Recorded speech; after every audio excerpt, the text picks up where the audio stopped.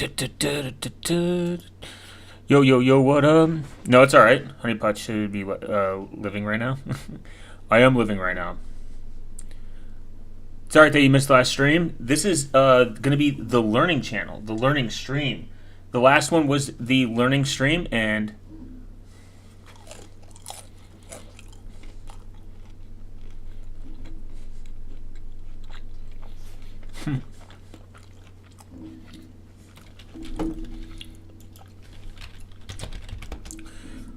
we're gonna go over and kind of explain PGP encryption. It's rise to fame, where it came from. Holy shit, spicy food. How other encryptions work, why they're important. Stream. How other encryptions work and why they're important. And you don't really have to be a super math person to understand encryption in general, because it kind of just works. Like, the smart math people kind of already did it for us. But it's still good to learn on how it works in terms of like usability, the strengths and weaknesses, and most importantly, why basically the only thing that happened to me and Honeypot was traded public keys, so now we can communicate privately over insecure channel of Discord. True.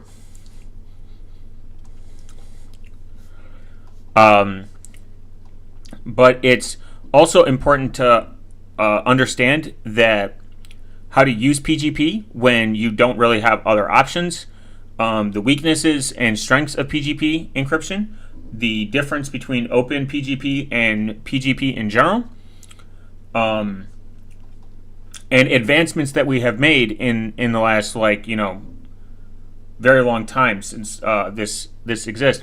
I think the biggest problem in today's space is there's more encrypted apps coming out with features that we don't really care about. People then complain about very minute things.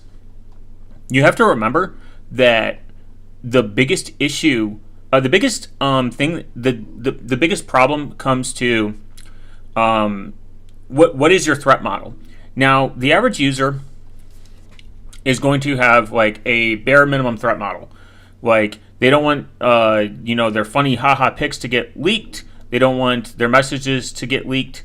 They don't want their secrets, password maybes that the family shares to get leaked. So you should use a form of end-to-end encrypted chat. SMS is completely insecure and not reliable, and there are a lot of tech vectors that actually take these out, and that is problematic. The people that are complaining that Signal requires a phone number to exist are schizophrenic, because they go on to forums, they have YouTube accounts, they have Gmail, they have all these things that may be linking to their identity, and they're worried about Signal requiring a number to exist. Signal doesn't need to know the number, who owns the number. You can get an anonymous quote-unquote number. You can pay for it in cash. You can really erase a lot of trails and have good default end-to-end encryption with other people. The biggest problem is the conversation kind of goes on deaf ears, because people think because they require a number that XYZ. The only other good, maybe solid option was SimpleX, but they're doing some crazy shit in the back end that I'm not going to get into. If you watch Doing Fed Time or Sam Bent, whatever that he goes by on YouTube, thought the session are mestastic. Session doesn't have perfect word secrecy. Their reasoning, they don't use perfect word secrecy, is retarded. I disagree with it. Everyone kind of agrees that perfect word secrecy is a good thing to have and that you should care. Meshtastic is good for when communication's out, but there's actually something that we could go into called a manette. Manette is kind of like Meshtastic, but better. Their encryption has gotten better, but they said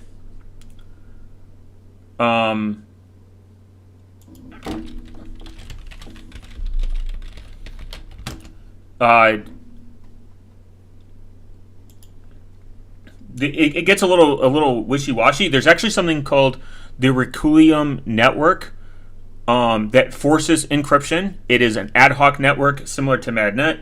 They are ad hoc networks. They can use off-the-shelf equipment. They are not tied to these LoRa boards that you have to buy.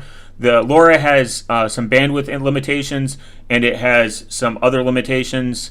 It kind of depends on like your threat model, and then you got to remember that if somebody compromises the device, they compromise the keys. If they can compromise the keys on the device because you're using maybe like one in a remote location to bounce off other nodes, they could theoretically extract the keys, which could, in theory, decrypt all the messages.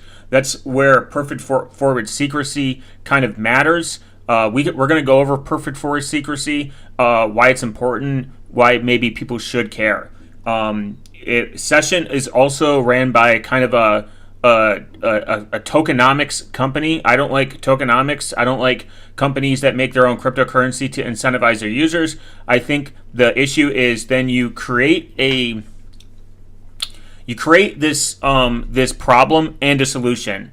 You create a cryptocurrency that feeds your users when you could quite literally have picked anything else. You could have picked Bitcoin, and it would have been maybe a little bit more I guess like admirable, or you could have picked just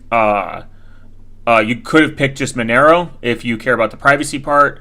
That is my other problem with it. It's also hosted. They were hosted in Australia, and Australia is a shit show for privacy. Their government's not the greatest,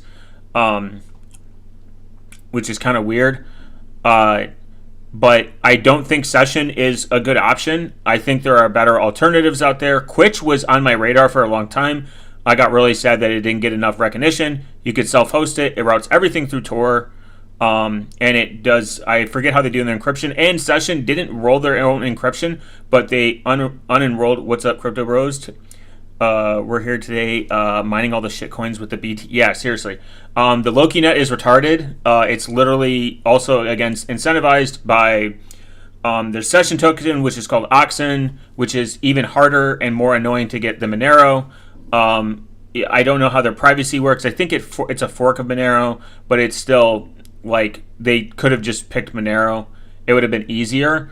And then they could have done that to incentivize their node operators, and I would have maybe been less critical.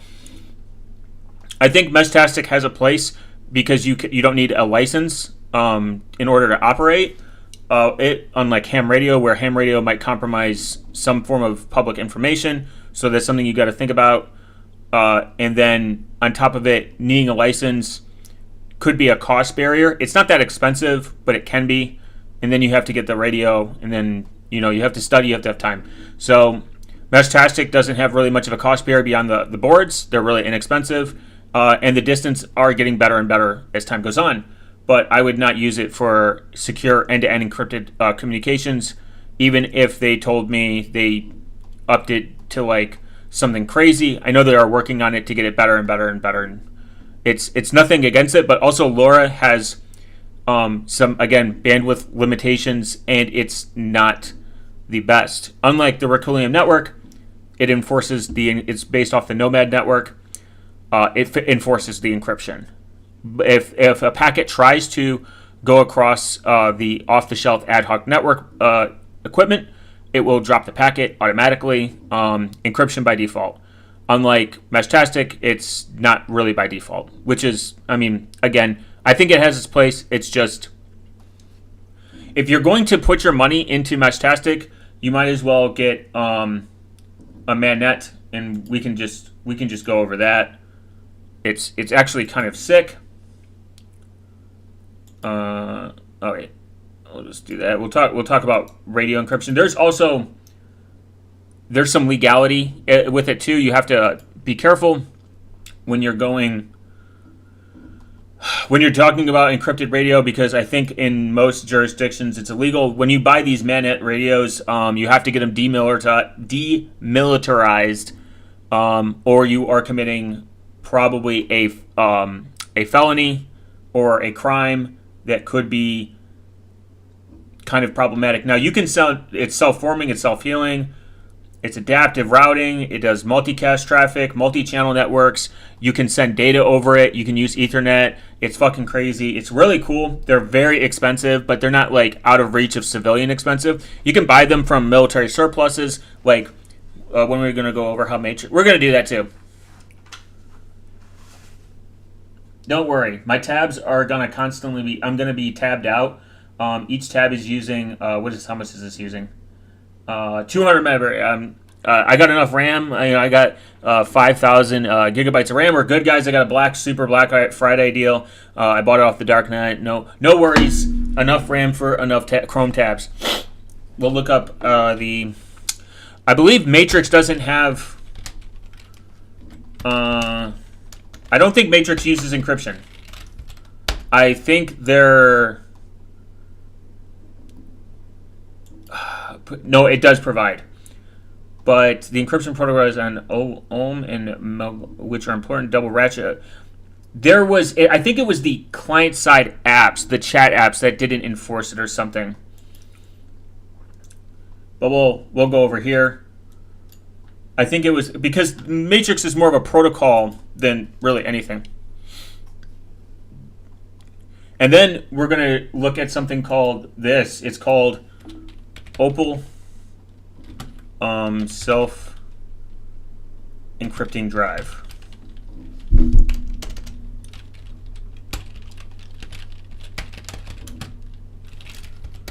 These are really cool. Opal storage specifications. This is actually better than Luke's because it does encryption via hardware. Like the drive itself is encrypting itself. It's fucking sick.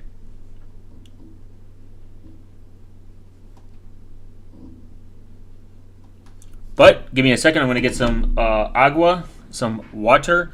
We're going to start with the history of PGP.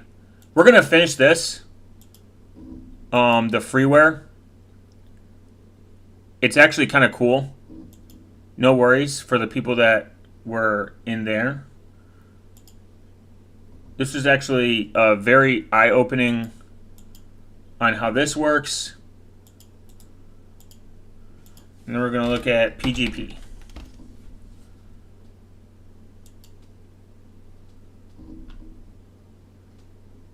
The fuck is this? Oh, I can get rid of that.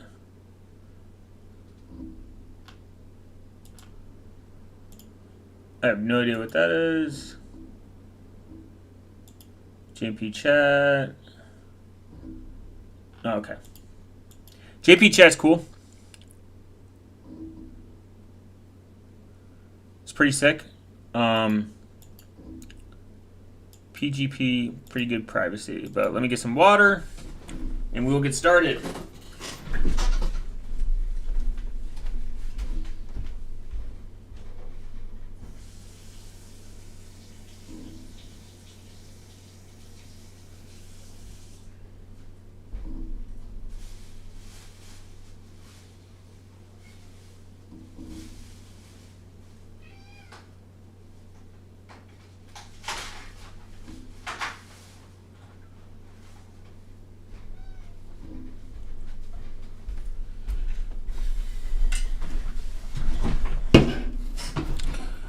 Holy shit, holy shit, that's what PGP stands for. Yeah, pretty good privacy. It's funny, right? Remember, all nerds just think really easy with their acronyms.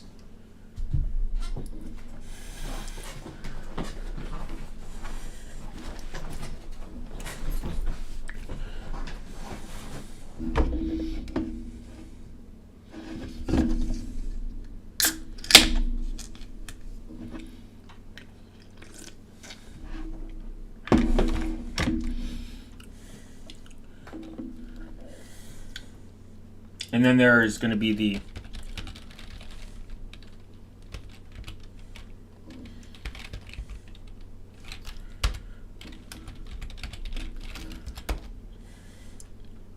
we're going to look at this too. No worries. All right, first we're going to start with pretty good privacy. This is where kind of a lot of it stems from. If you ever heard about the crypto wars, and you're in for kind of a cool ride on how it works. It's very interesting. It is one of, I don't know if it's the first case, but it's one of the first cases. One of the first cases that I'm aware of that somebody was about to be arrested and criminalized for code. We are now, right now, in a really bad space for developers. There are some developers, the developers of Samurai Wallet are facing years and years and years in prison. I highly recommend you go, again, look at Sam Bent. He talks about how you could contribute and not do slackware where you're pretending to actually think you care about something when you're really not. He has a lot of really good insight of how the criminal justice system works, obviously. I would definitely say go look at him for that. Pretty much, in short, the Samurai Wallets got arrested because they laundered money and they made software that was quote-unquote laundering money, and it's a little more complicated than that, but it's pretty fucked up.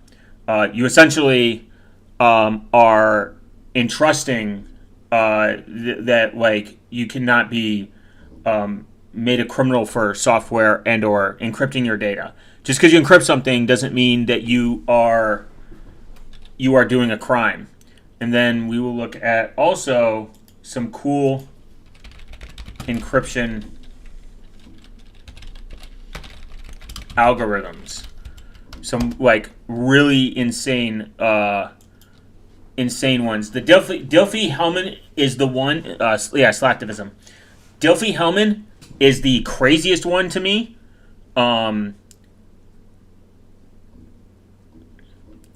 Diffie-Hellman's the craziest one to me because of what it fucking does.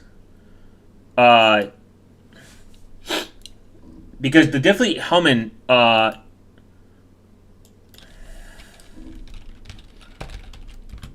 guess it would be like weird.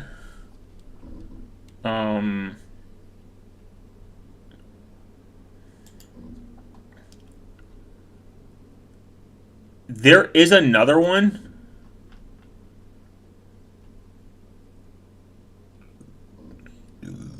There's another one. The fuck?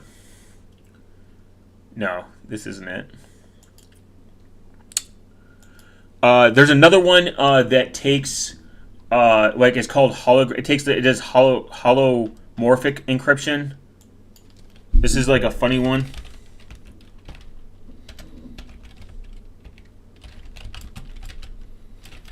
Homomorphic encryption.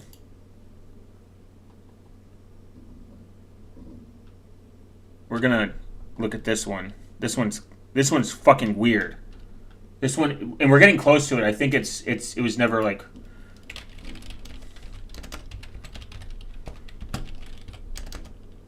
Diffie-Hellman key exchange. This one is fucking cool as hell.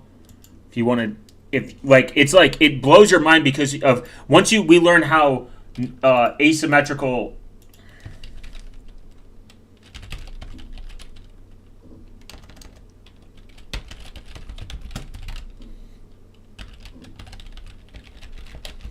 Works, you're like, oh my god, balls. But we're gonna go back. I digress. I'm just opening up the infinite amount of tabs that I have the RAM to. In the future, hopefully, RAM is worth money and I can become rich. Our value will be made via RAM. So, Pretty Good Privacy is an encryption program that provides cryptographic privacy and authentication for data communications. A lot of people don't know this. PGP is like, this is you. Like, this is you signing it. It's your ID.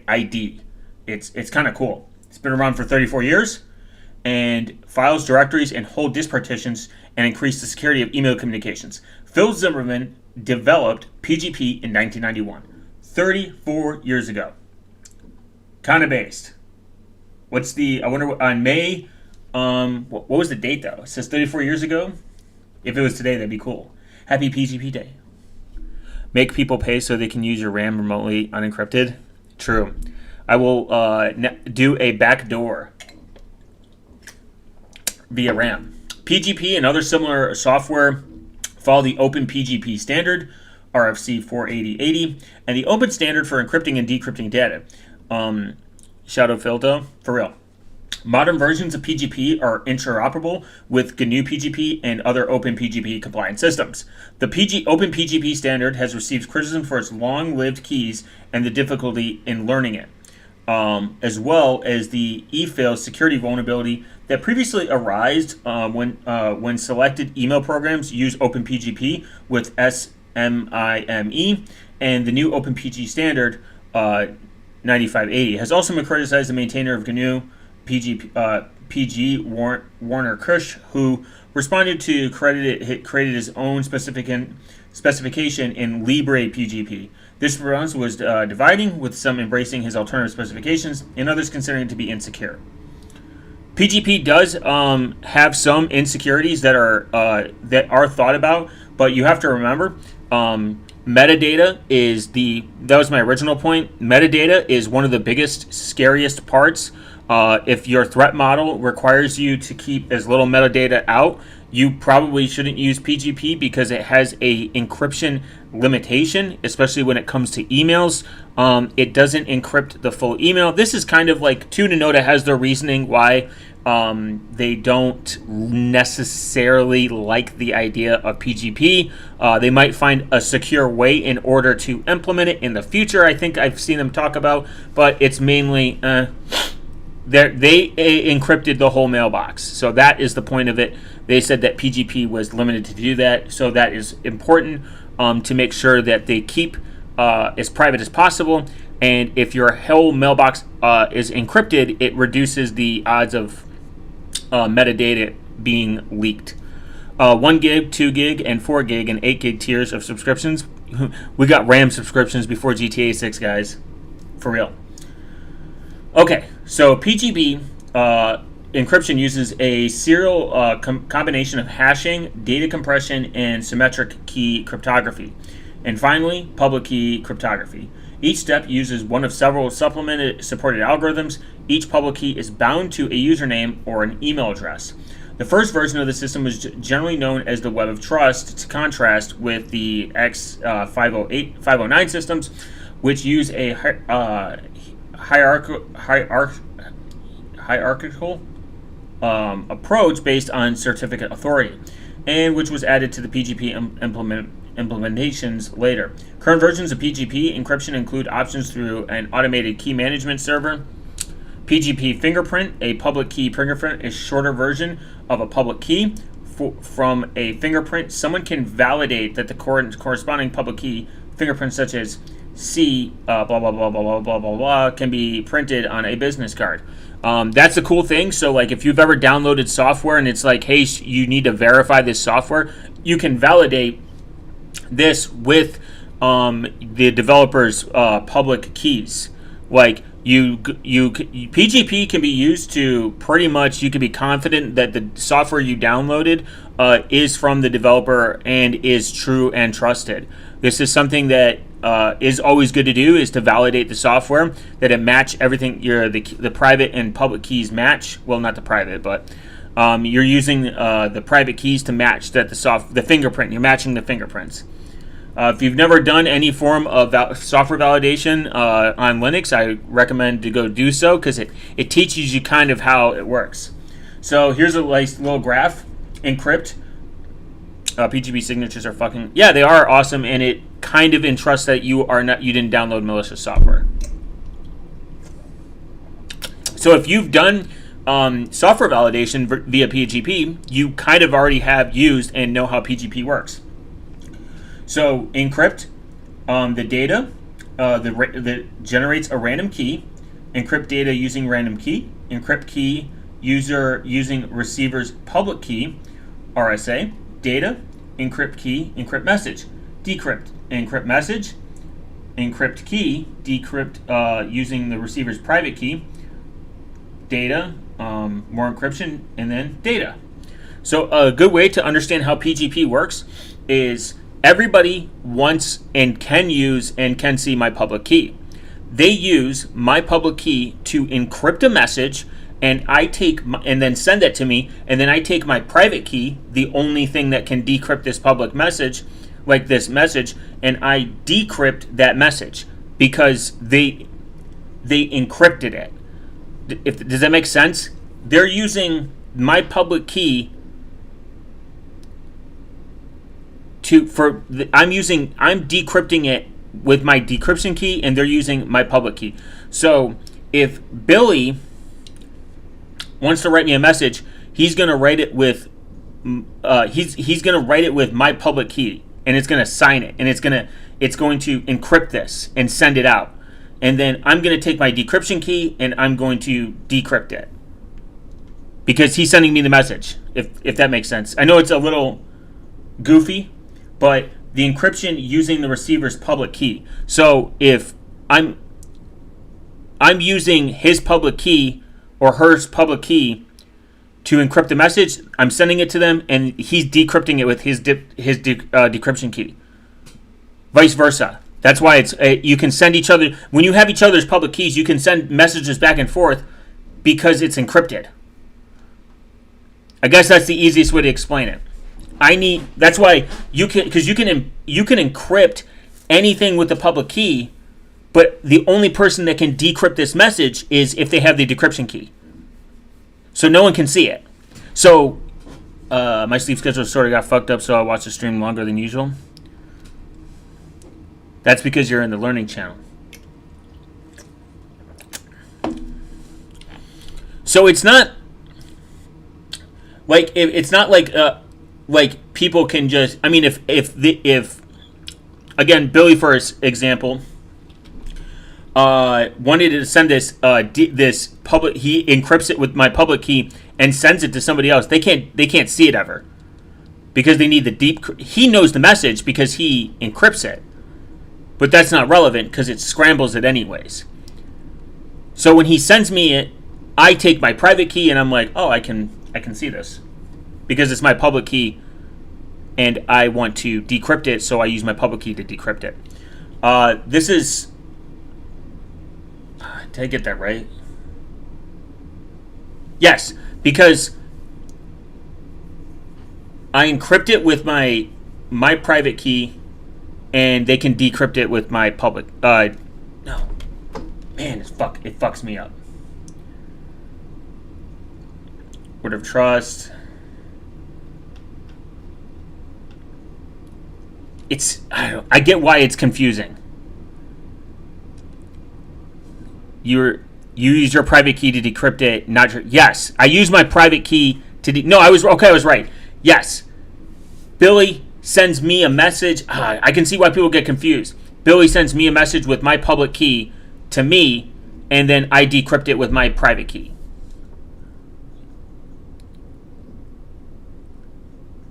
No, I was on the right track. I fucked myself up by thinking too much about it. And the thing is, when you think too much about it, it gets confusing.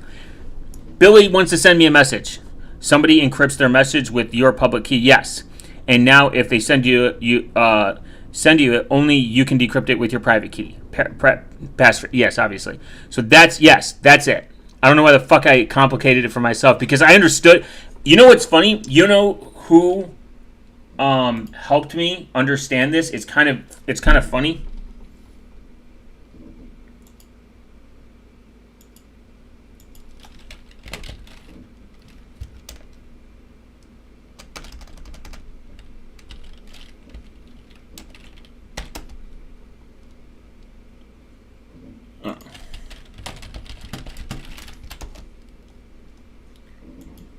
So, RTP had a really good PGP, did a really good job on GNU Privacy Assistance, excellent video, and then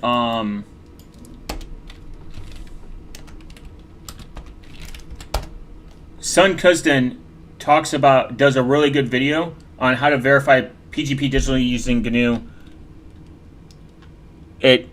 Error. Always errors. My brain errored. Son, do you use I use Open PGP, and then I actually use the GNU. I use the GNU digital. I use GNU's software to do it. I didn't like Cleopatra, to be honest. I used it a couple times on Tails, and I was not a fan of it. But you can get it. It's built into in Linux in the command line. You can just do everything in the command line. So you can actually do. There's Open PGP tools online. God, I don't know why I would never use this. By the way, like, no,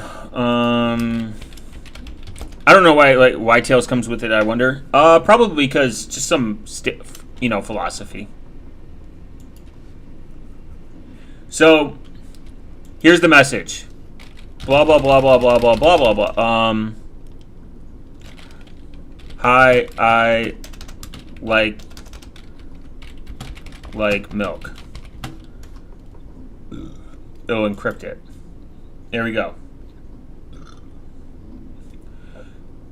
Your message, the recipient's public key. So I'm encrypting it with their public key. That makes it now.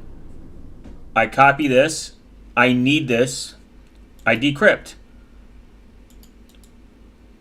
I put it in here. The private key required. Enter the passphrase.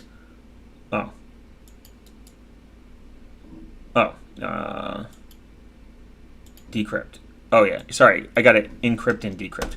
Encrypt my message. Do.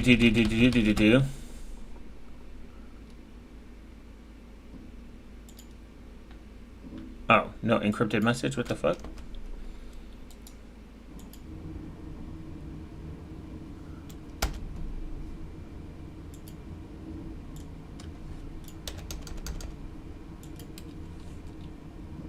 Motherfucker. Oh.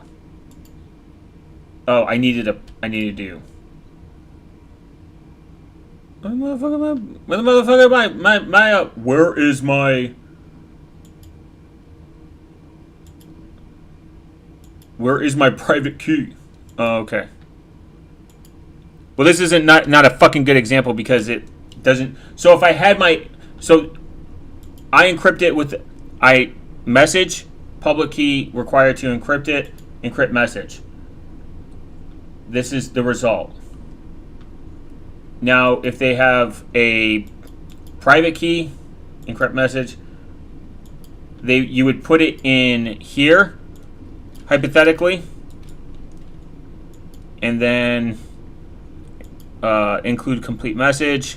Then you would put your private key in here if you had a private key, and you would decrypt. Super easy. Like you would have to generate it. Just got on one app. Is this the PGP software? What app is Open PGP? Open Keychain. Open Keychain's the software. If you're using it on Android. So like this is what you would do. Here's your identity. Big balls at gmail.com. You can use A50 AES, Blowfish, AS28, whatever. Key size, this is what you should use, 496. Generate key. I'm going to show, passphrase.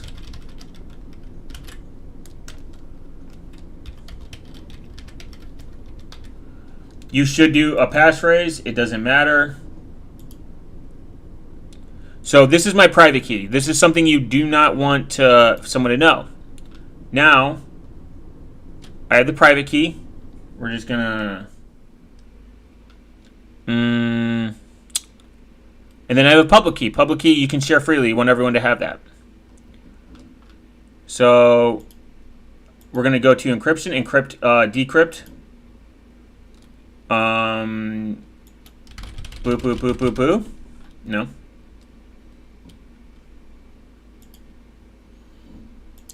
we're gonna do this. We're gonna and then that's gonna not share well. Decrypt.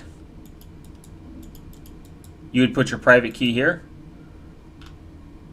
and then you would put this here. If this was your public key, I don't know if this is the public key, but that is kind of like the point. And then you would do this. You would put the encrypted message there. You would put your private key, and you would decrypt. It's not going to do it because, oh, maybe it is.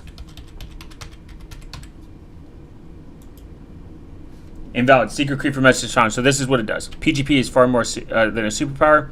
I would actually use PGP if anyone cared about what I'm saying to use encryption. I think PGP is like a superpower, but no one asked me to use it yet. However, I understand the mechanism. Oh, yeah, send me your public key. Or let me know what your email address is, and I'll look at a key server if you put it up there. That's essentially what it is. That's the easiest way to explain it. You generate a public and private key. He's retarded. You generate a public and private key. The private key you keep secret. You put a passphrase on it, and then you should put an expiration date so you can rotate your keys. And then you share your public key. Everyone can encrypt all their messages to you with your public key. You decrypt it with your decryption key. Vice versa. You have their public key, which you guys can exchange, and you can look in key servers. It's pretty cool. And then you end up being able to send secure end-to-end encrypted messages that have relatively very good security and is considerably not breakable. But you have to put metadata in the back of your head. So I digress. We're going to continue on the design, the fingerprint, compatibility, confidentiality.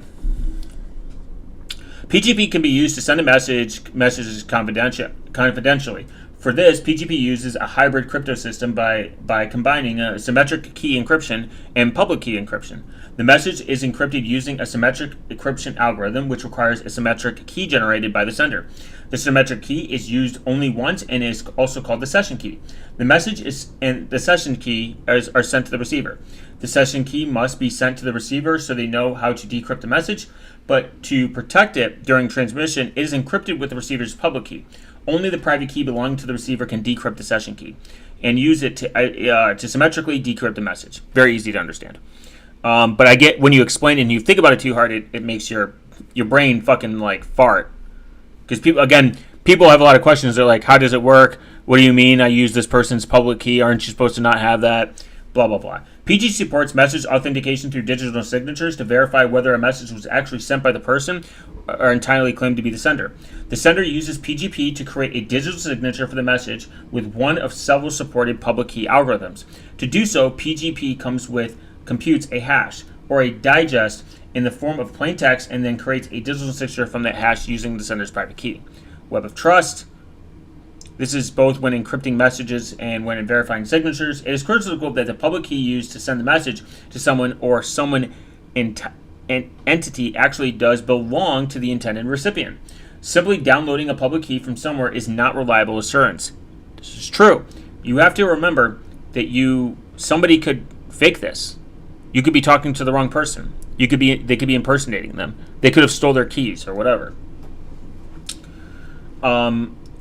Simply downloading not available, deliberate or accidental impersonation is possible.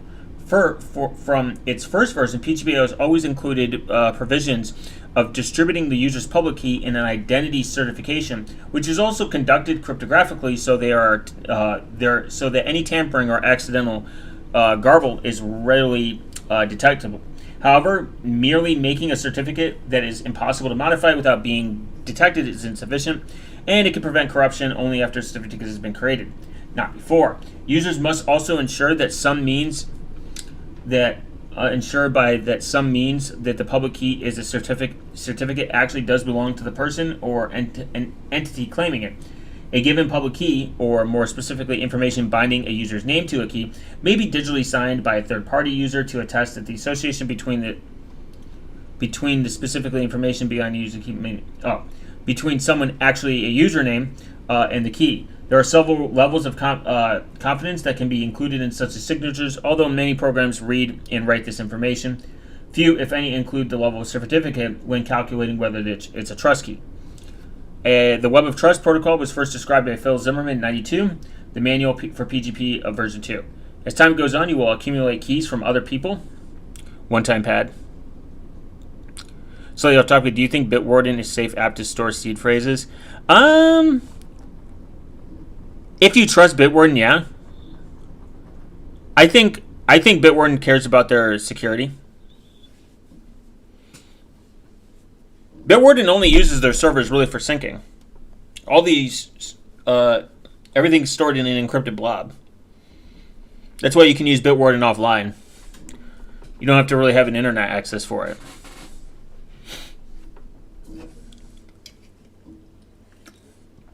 And if you're that worried, you could self-host it, but that's not really a security feature. But if you're talking about seed phrases for cryptocurrency, I would not do that. I have a whole, I could rant a whole lot about, first, you should take your seed phrase. It's not even slightly off topic. This is actually a good question. You should take your seed phrase and you should put it on a piece of paper, laminate it, make 3 copies, not digitally. If you are going to do it digitally, do it in air-gapped, offline, never touch the internet computer, put it on a flash drive, and then make 3 copies of that on the same thing, air-gapped computer, and store them in 3 separate spots, but make sure the drives are encrypted. There is something called, that's unironically made by this guy, by Sun, the guy that I was showing earlier that explained PGP to me in a really good video. There's something called super backed. Don't lose your secrets. You can use this for anything. BIP39 mnemonics. And you should be using a hardware wallet. You should be using a hardware wallet to put your private keys in a safe, offline, secure place. And you should write down your mnemonic seed for storage, obviously wallet restoral. But you can use, if you're going to do it digitally, you essentially can use SuperVax. So say your mnemonic phrase is,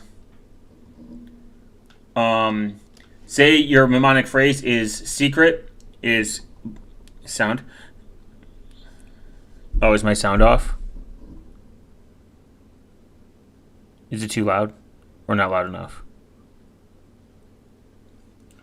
So you can use something called SuperBacked. And then you put your secret phrase here, your passphrase for this, and then the backup type. You can do distributed 2 of 3. And then what this does is this creates 3 QR codes. And you take these 3 QR codes and it separates. You just need, say you need 2 of these to restore your seed phrase. Oh, sound is fine. Oh, thanks. I get nervous. So say you take your seed phrase, you need 2 of these in order to do this. Now, this becomes complicated. Printers are inherently insecure, generally have proprietary software on them, can keep and store these. No means good, helpful. Oh, you mean sound, okay. I get what you mean now. I'm retarded. So the bad thing about is printers are proprietary. They could get compromised. These keys could be compromised. So there are, the first option would be, I think thermal printing is more secure. I believe there's evidence that thermal printing is more secure. And that should be what you should do. Because I don't think it requires any form of internet access. You would just thermal print these out, you would laminate them, and then you would give them to maybe a trusted user. I found out how to sign a message with my private key. Now we can see whether the message was written by me or not. Yeah. So this is actually what Billy dropped in here is how a lot of people on the dark net will take their message and put it on forums, and you're like, why is this in public? Well, you can go test if this is their signature. That's what's really cool. This used to cost money, and now he gives it for free. It's cryptographically signed and source available. Release. Releases are PGP signed, transparent by design, trusted. It's very cool. Lots of very cool people that made this. Very awesome. So if you're talking about crypto seeds, I would put everything in a hardware wallet personally. You only need my public key to verify the message was written by me.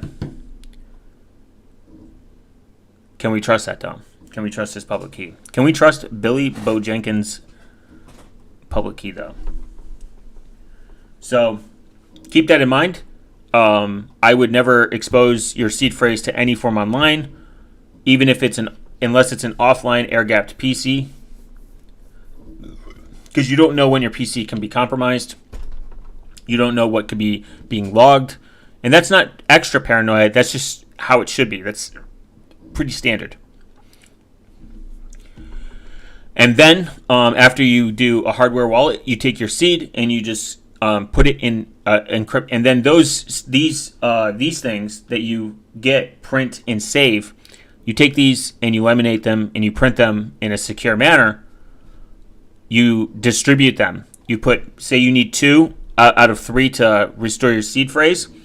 You put 2 inside like a metal tin, like a secured vault, and you take that and you put it on. It also laser printed ink. There's ink out there that's like supposed to last a long time, and you put that away in like a safety deposit box or something. But that's,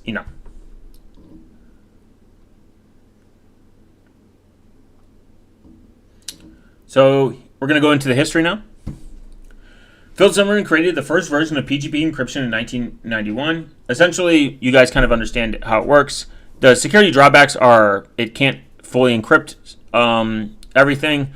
There are some limitations what it can encrypt, and there's some problems that it has. This is why there's other better encryption options in today's society, and it's much more obtainable easier to understand. Ease of use and understanding is always going to be the meta. It's always going to be peak. I think PGP has its place, and for people that can't switch away from Gmail, why the fuck would you send your emails in plain text with anyone? It'd be silly. So if you are using Gmail, unfortunately, you should be using PGP in order to communicate with like anyone, just your employer even. I had an employer before a long time ago that allowed PGP encryption for documents to send back and forth. They embraced it. They're like, yeah, it's cool. And it's still like, you can do this with text messages. You can even send a PGP encrypted. Like if your friend doesn't want to join Signal and you guys are texting each other, you can just encrypt and decrypt your text messages. There was a keyboard or a messaging text message service that supported PGP out the gate. Like it helped you do everything. I don't know if it's still active. It's on F-Droid, I believe. But if your friend doesn't want to use Signal for whatever reason and they're using Google Messages or iMessage, just send PGP messages to each other.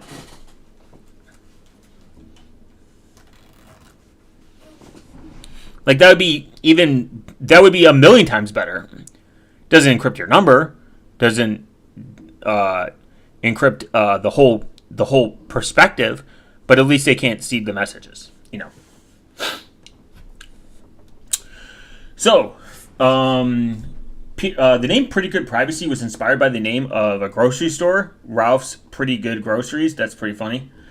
Featured in radio host Garrison Keller's fictional town in Lake Wagon. The first version included a symmetric key algorithm that Zimmerman has designed himself. named Base Bass-O-Matic after a Saturday Night Live sketch. Zimmerman had been a longtime anti-nuclear activist, which is actually crazy to think about.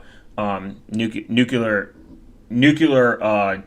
energy is like far more efficient and way better. And this was actually one of the most damaging things that America's done to itself. We should have went nuclear a long time ago. But beyond that, it created PGP encryption so that similarly inclined people might be securely uses BBSs and securely store messages and files. No license fees were required for its non-commercial use, and complete source code was included in all the copies. Very cool and based. Always put the source code in the copies, guys. In a posting of 2001 entitled PGP Marks its 10th Anniversary, Zimmerman describes the circumstance surrounding his release of PGP. It was on this day in 1991. Oh, June 5th was... So next year, guys, June 5th, remember, it's PGP Day. So send out your PGP messages, wishing happy birthday to everyone. Teach your grandma how PGP works. It was on this day in 1991 I sent out the first release of PGP to a couple of my friends for uploading the internet. First, I sent it to Alan Hochin, who posted it to PCENT, an ISP that specialized in grassroots political organizations, mainly in the peace movement.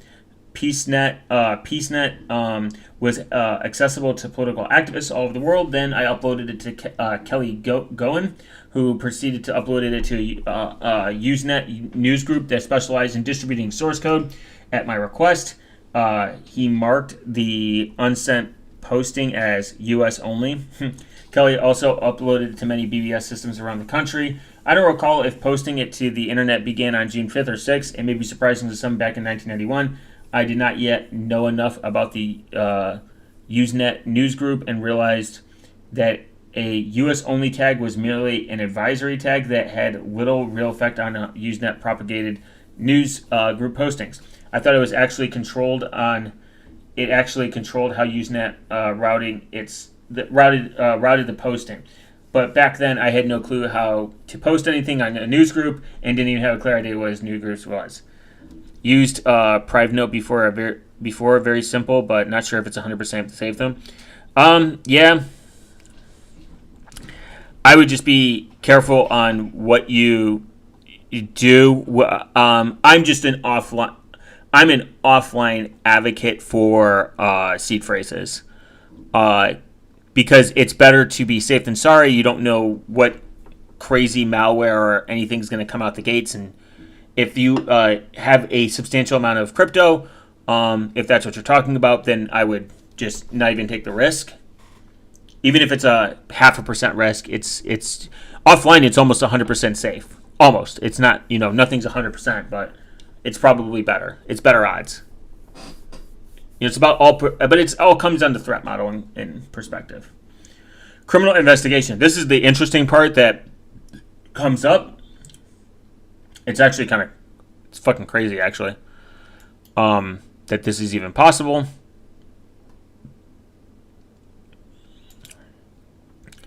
I would say it's even more interesting.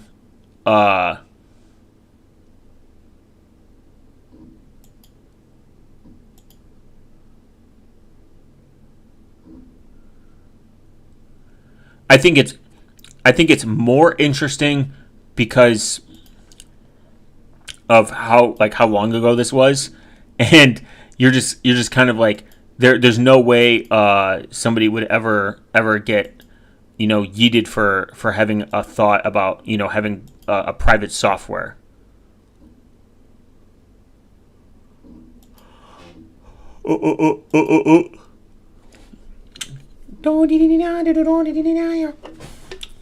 But I'm just gonna grab some more agua.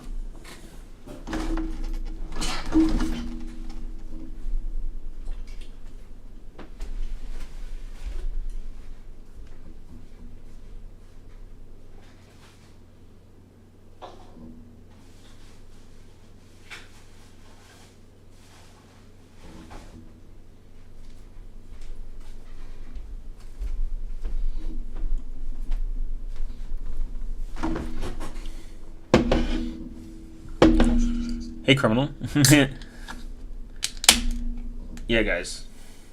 You're a criminal if you use free and open source software.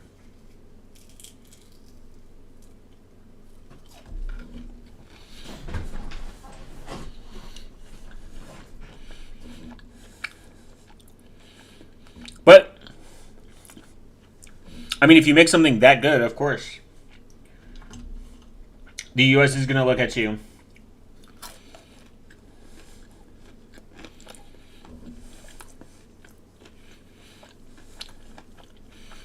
Why not the 190-minute mark?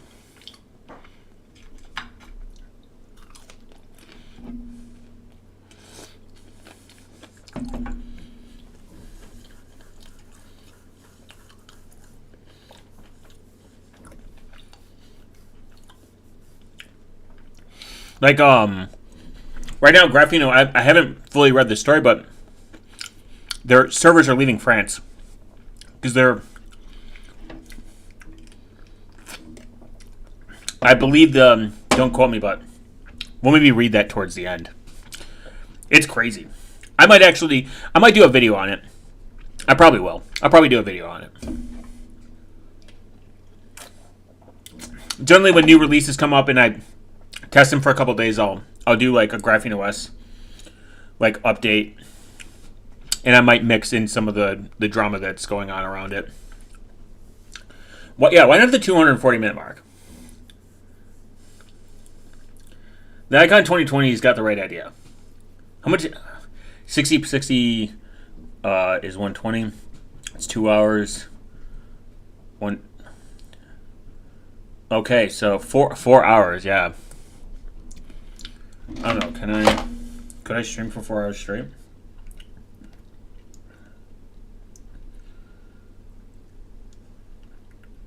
I mean, I'll see if I can do it.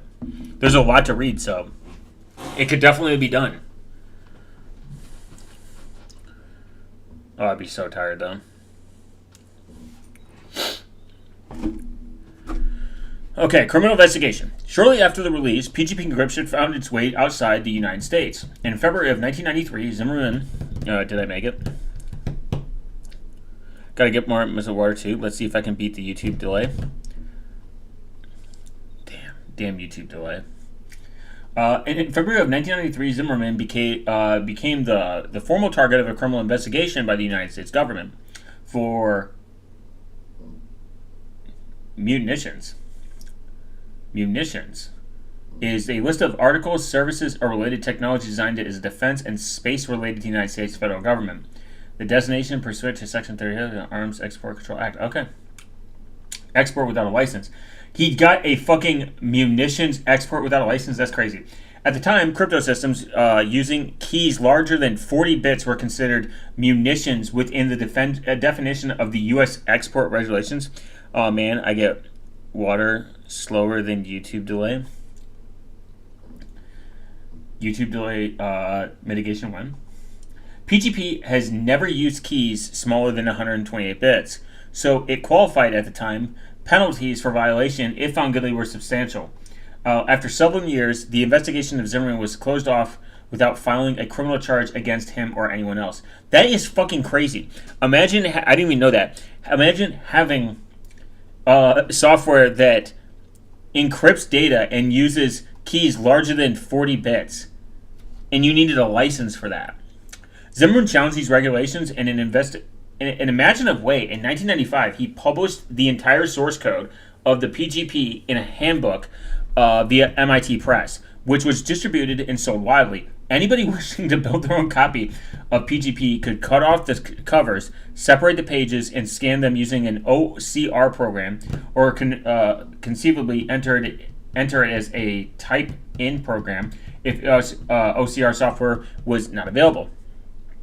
Creating a set of source code text files, one could then build the application using freely available GNU compiler collection. PGP would thus be available anywhere in the world. The claim principle was simple. Export of munitions, guns, bombs, planes, and software was and remains restricted. But the export of books is protected by the First Amendment. This I know about. This is actually crazy. He was told to pretty much. I think he was told to do this because it was going to be. It was going to protect him under the First Amendment right. The question was never tested in court with respect to PGP. In cases addressing other encryption software, however, 2 federal appeals courts have established the rule that cryptographic software source code is speech protected by the First Amendment, based, by the way, the Ninth Circuit Court of the Appeals in the Bernstein case of the Sixth Court Appeals in the Junger case.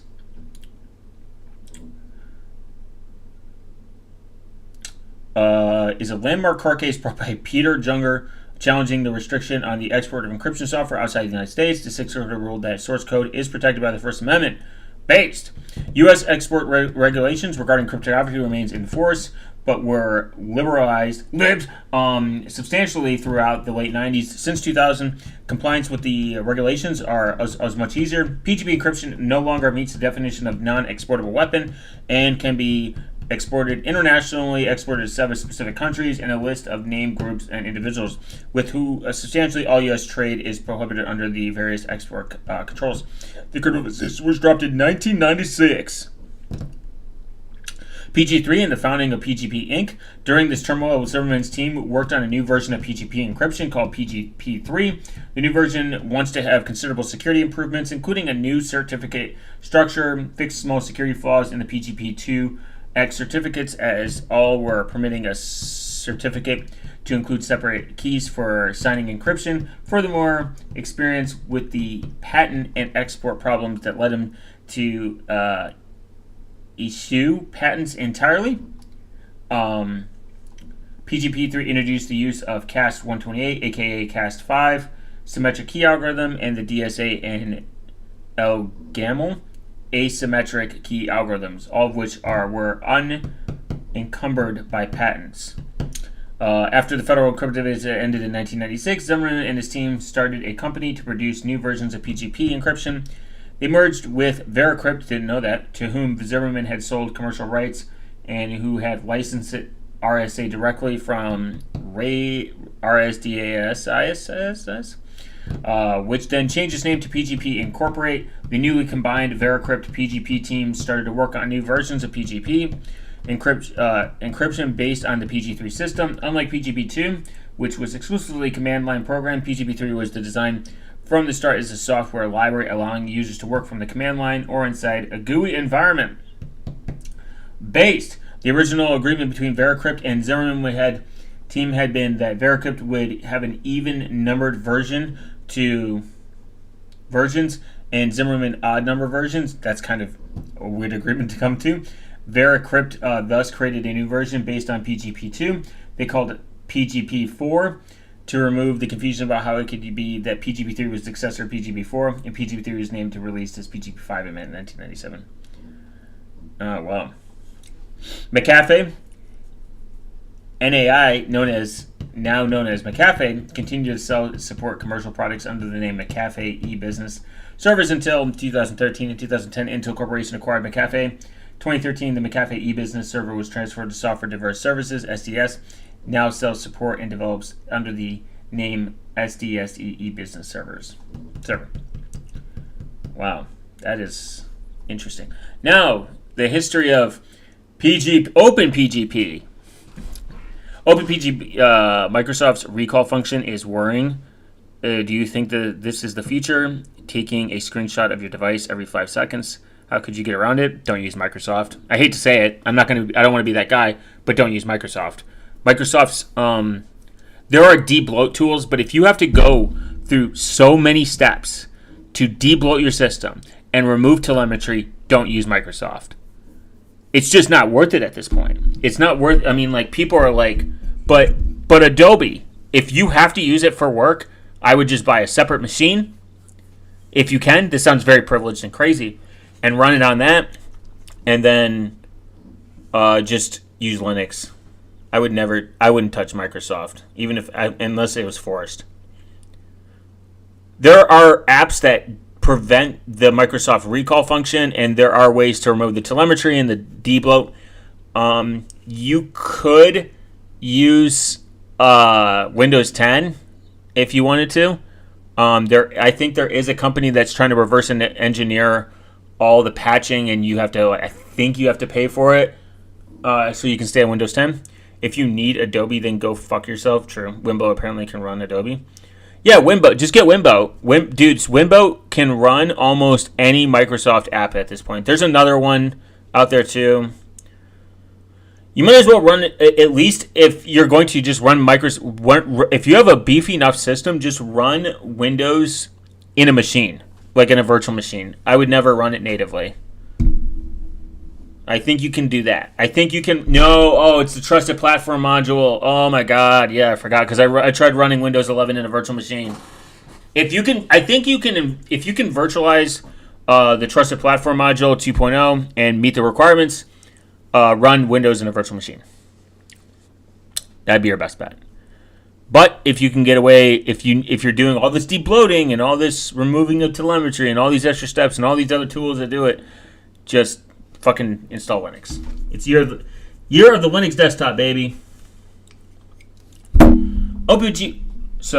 OpenPGP is a non-proprietary protocol for encrypting email. Wimbo is a Windows on Docker VM with free RDP remote. Yeah, I'm assuming Wimbo is pretty. I've heard good things about it. And then there's another one out there that's very similar.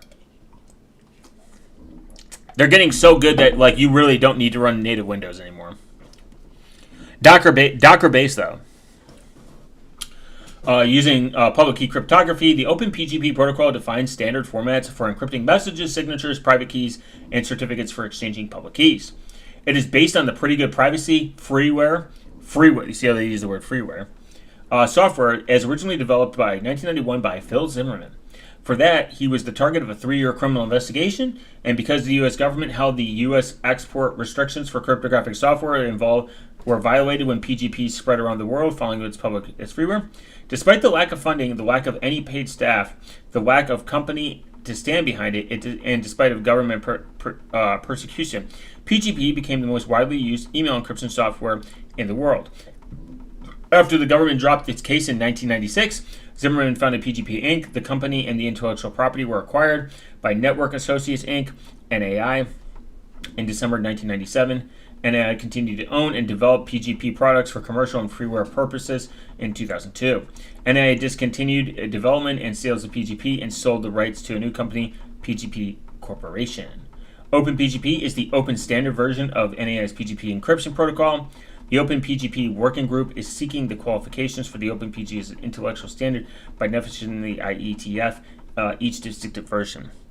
Okay, so we're going to look, this is kind of cool, but now we're going to look at the matrix. How does matrix do it?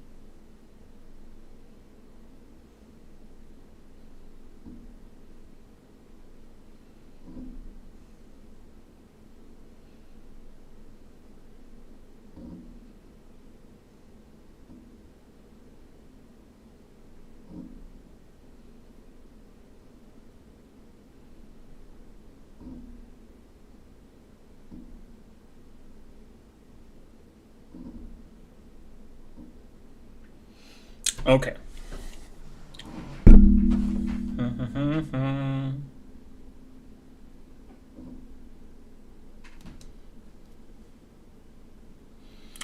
Is the stream? Yeah, sorry, I was reading something.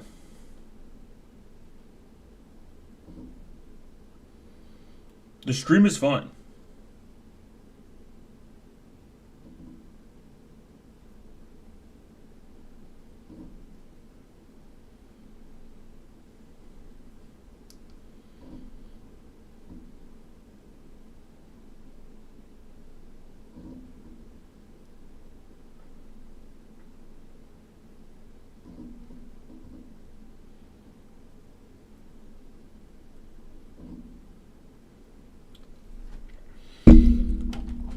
Is the stream okay?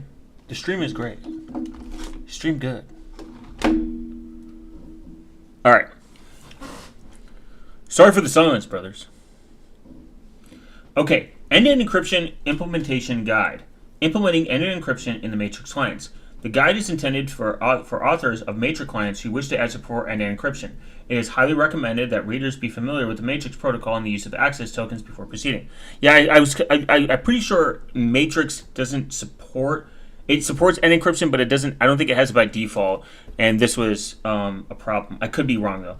End-to-end encryption in Matrix is based on the OLM and the MEGOLM cryptographic ratchets. The recommended starting point for any client authors is with the Voodoo ZMAC, which contains implementations of the cryptographic methods required for Libolm is also available. Devices. We have a particular meaning for device. As a user, I might have several devices, a desktop client, some web browsers, an Android device, and an iPhone. Boo! When I first use a client, it should register itself as a new device. If I log out and log in again as a different user, the client must register as a new device. Critically, the client must create a new set of keys, see below, for each device. The longevity of the device will depend on the client, and the web client, we create a new device every single time you log in. In the mobile client, it might be acceptable to reuse the device if a login session expires, provided the user is the same. Never share keys between different users. Devices are identified by their device ID, which is unique within scope of any given user. By default, the /login and /register endpoints will auto-generate a device ID and return it in the response. A client is also free to generate its own device ID, or as below, reuse a device, in which the case the client should pass the device ID and request the body. A lifetime of devices and access to are closely related. The simple case is where a new device created each time you log in. There is one-to-one mapping between device ID and access token. If the client reuses device ID while logging, there will be several access tokens associated with that given device ID. But still, we would expect only one of these to be active at once, though we cannot enforce that in Synapses. Interesting. Keys used in encryption. There are a number of keys involved in encrypted communications. A summary of them follows. ED 25519 fingerprint key pair is a public key cryptographic system for signing messages. In Matrix, each device has an ED 25519 key pair, which serves to the identity of that device. The private key of the part pair key should never leave the device, but the public key is published to the Matrix network. Curve 25519 key identity key pair. The Curve 25519 is a public key cryptographic system which can be used to establish shared secret. In Matrix, each device has a long-lived Curve 25519 identity key, which is used to establish OLM sessions with that device. Again, the private key should never leave the device, but the public key is part of assigned with the ED 25519 fingerprint key and published to the network. Curve 25519 one-time keys. As well as the identity key, each device created a number of Curve 25519 key pairs, which are also used to establish OLM sessions, but can only be used once. Once again, the private part remains on the device. At startup, Alice creates a number of one-time key pairs and publishes them to the home server. If Bob wants to establish an OLM session with Alice, he needs to claim one of Alice's one-time keys and create a new one of its own. Those two keys, along with Bob's and Alice's and Bob's identity keys, are used to establish an OLM session between Alice and Bob. Let's see how long this is. Damn. This is long.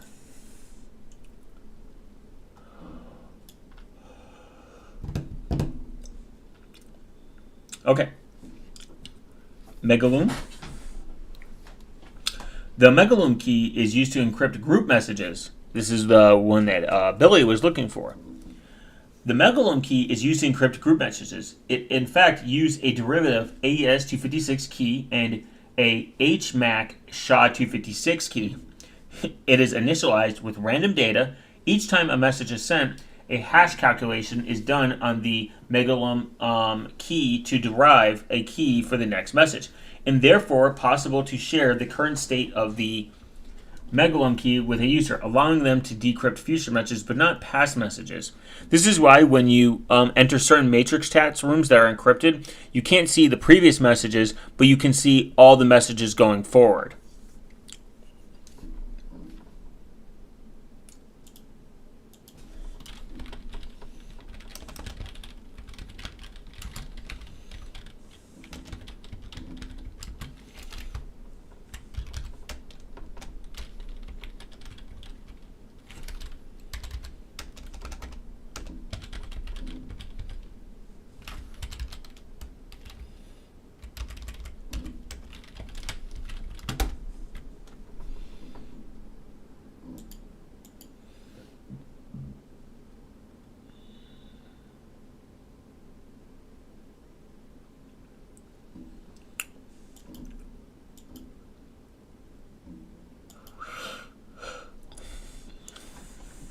Creating and registering device keys. This process only happens once when a device is first starts. It must create the ED25519 fingerprint key pair and the Curve 25519 identity key pair. This is done by calling an OLM create account in lib OLM. The base 64 encoded keys are retrieved by calling OLM account identity keys. The account should be stored for future use. This should then push these keys to the home server, which is done by the device keys property of the keys upload endpoint. In order to sign the device keys payload as described in signing JSON, clients should call OLM account sign. Creating and registering one-time keys. The client should keep track of how many one-time keys the home server has stored for it, and if necessary, generate and upload some more. This can be achieved by inspecting the device one-time key counts property of /sync response. The maximum number of keys supported in libom returned OLM account a max number of one-time keys. The client should try to maintain about half this number on the home server. To generate one-time keys, call OLM account generate one-time keys to generate new keys. Call OLM account one-time keys to retrieve unpublished keys. This returns a JSON formatted object with the hello brother. Did you see the chat control news? No, but if you could give me a brief overview, I'll look at it.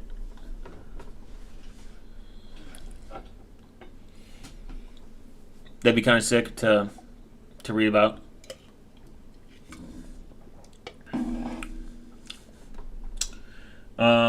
Single property Curve 25519, which is itself is an object mapping key ID base 64 encoded Curve 25519 key.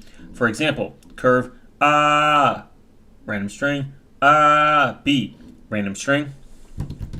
Each key should be signed with the same way as a previous identity key payloads and upload using the one-time keys property of the key upload endpoint. Call OLM account mark keys as published to tell them that OLM library to not return the same keys for the future call to the OLM account one-time keys. Wow, lots of calling, lots of one-time keys, lots of keys.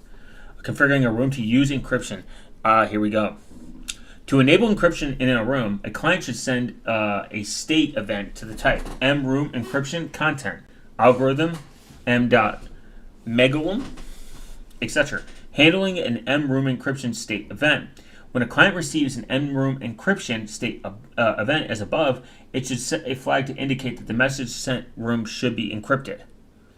The flag should not be cleared if a later M-room encryption event changes the configuration. This is to avoid a situation where a man-in-the-middle attack can simply ask participants to disable encryption. In short, once encryption is enabled in a room, it can never be disabled. That's cool. That's how it should be. The event should contain an algorithm property where it defines which encryption algorithm should be used for the encryption. Currently, only M-MegaLVL AES SHA-2 is permitted here. The event may be included in other settings for how messages are sent in the room. Should be encrypted. For example, rotation period MS is to define how many sessions should be replaced. See the spec for more details. Handling an M-room encrypted event. Encrypted events have a type of M-room encrypted. They have a content property algorithm which gives the encryption algorithm in use, as well as other properties to specific to the algorithm. The encrypted payload is a JSON object with the properties type, giving the decryption event type, and content, giving the decryption content. Depending on the algorithm in use, the payload may contain additional keys. There are currently 2 defined algorithms.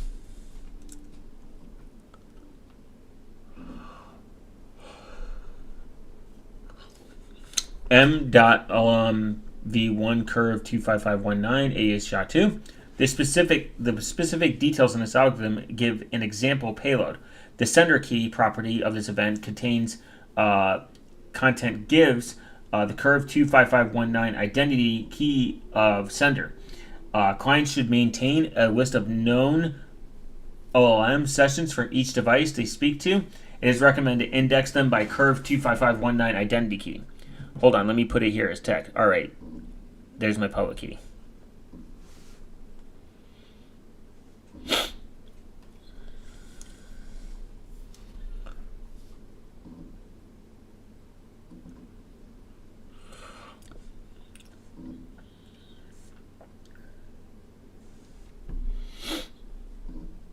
What? I don't see what you're talking about, Billy.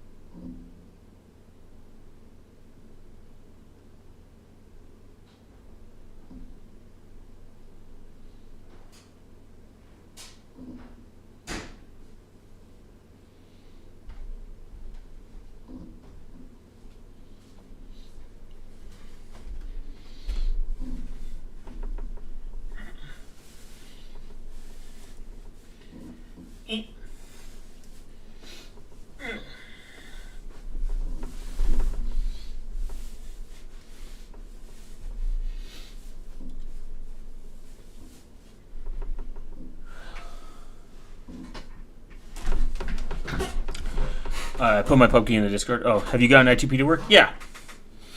I2P is pretty easy to get to work. It's just, it's a couple more steps in the Tor browser, and it's not really used as not for ClearNet use, but it's pretty easy to work.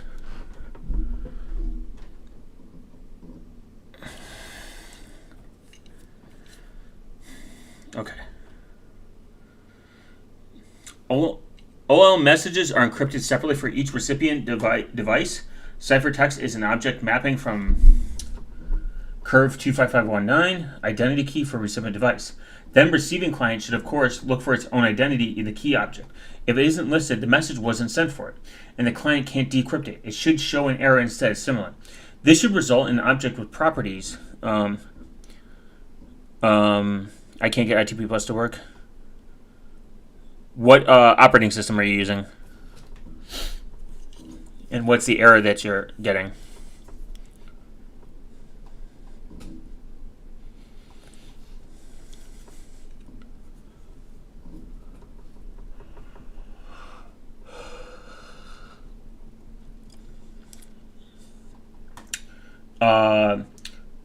When a message, either a type, is received, the client should first attempt to decrypt it with each known sessions for the sender. There are two steps in this. If and only if type 0, tag 0 or equal 0, the client should call OLM matches inbound session with the session and the body. The return flags indicate whether the message was encrypted using the session. Parrot OS, I just don't know where to install Java. You can install it anywhere. I do it in the downloads, and then this is what you do, just so you have an understanding. Console. Okay. So if you're on, so you go to your download page or whatever. I make a lot of separate files, so this is just a quick fix. And then I go into I2P. It makes an I2P folder. Here's all that you need. So you do / I and then tab 2P router start. You don't use exe and Parrot OS and other Parrot OS. I just don't know where to install it. You do have to use the exe. I think. I forgot what it's. And then after you have it, you just do start. It's going to say it's already running. But I2P Plus,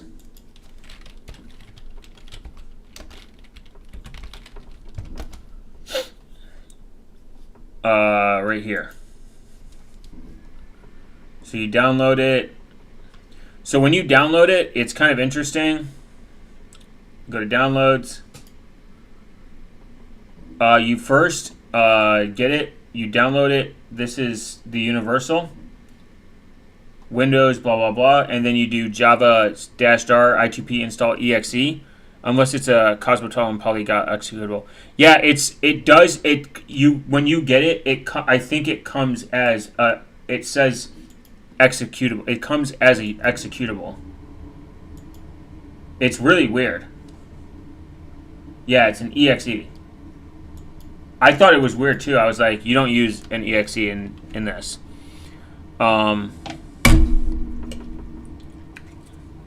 So you download it as an exe. Then you go to the download file, and you do Java -jar I2P install. I do it in its own directory. Like I made an IP2 directory. Then you cd into the account. And then you just do it confused me. I know, it's very confusing. Alright, it's a Cosmopolitan libc executable. They run basically on everything. Yeah. 90-minute mark, see ya. Later, Billy. So yes, what you do is you go into that executable after you run that Java jar. God damn it. After you run that, this is what will be inside your entire I2P site. Like it'll make a I2P folder. You go into there. It will make all this. I would just say put it in its own folder, in its own directory, its own folder. It makes this. You can just do Control L, by the way. If you ever want to wipe stuff really quick, Control L. Control L, really fast. So pro Linux tip, baby. So once you do that, then you can do. This is what confused me. So the biggest confusion is / I2P. I thought that this is what you have to run. You had to do start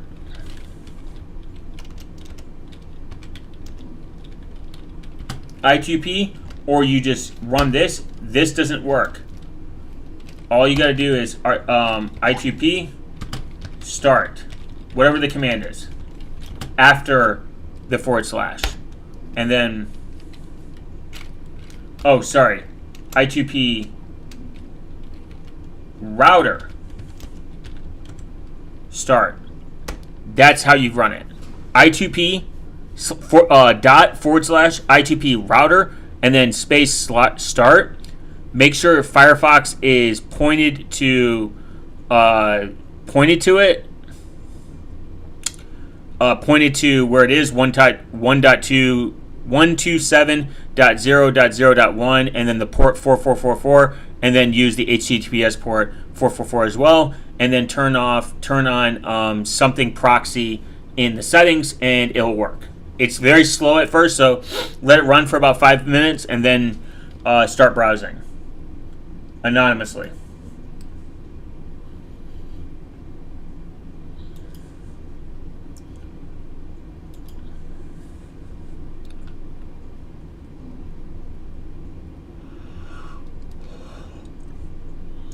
Mlog, this specifically uses on the algorithm and example payload. Encrypted events used in the algorithm should have sender key, session ID, ciphertext, content properties. If the room ID, sender key, and session ID composed to a known Magellan session, see below. The ciphertext can be decrypted by passing the ciphertext into the OLM group decrypts. In order to avoid replay attacks, a client should remember that the Magellan message index returned by OLM group of each device decrypt each session. The client encryption event is the same message index one has already received. Using that session, then it should treat the message as invalid. However, care must be taken when this run the decrypt message multiple times that is not flagged as a replay attack.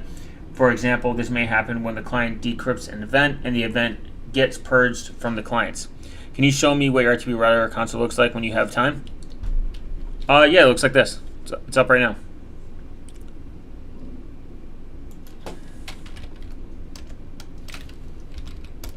It's very simple. Once it's running, after about 90 minutes, you should get a home screen. It'll tell you your bandwidth. You can set your bandwidth, activity, fast, high capacity, peers, tunnels, and firewall. Firewall doesn't really mean anything. I've looked into it. Almost ISPs do this. It's kind of annoying, but this should be your router console once you get it done in Firefox correctly. You can use Chrome. Chrome might be a better option in terms of security, but it's not a huge deal. Firefox is just a little bit more manageable. But this is essentially how the Matrix does it. Downloading the device, the list for users room, sending encrypted message events, starting the boundary session, encrypting an event with OLM, starting OLM, handling new devices. Very cool, very interesting yeah, that's what I need. Might it look like? Thanks. Yeah, not a problem. Appreciate it. You pretty much, once you get it up and running, you're going to go to, essentially, you're going to go to your Firefox browser. If you use Firefox 127.0.0.1/766/home. It's very simple. It even gives you, once you start it, it gives you, I think, a clickable link depending on what kind of terminal you're using. Very easy to use. It's just, it is confusing. If you're used to running programs and executables, you're like, no way.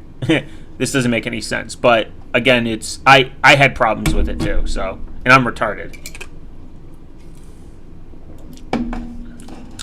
So we're gonna go over to super base done, PGP encryption done, asymmetric Diffie Hellman. Can you post a link to the page you're on so I can read it later? The Matrix stuff? Oh yeah, absolutely.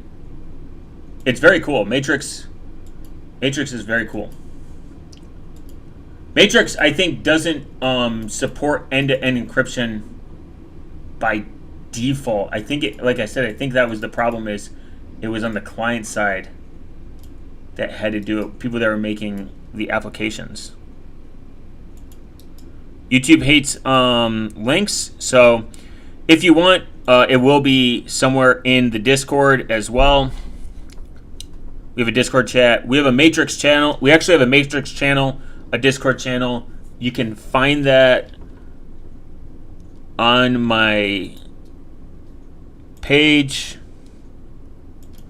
It has links to all of the places that you want to join.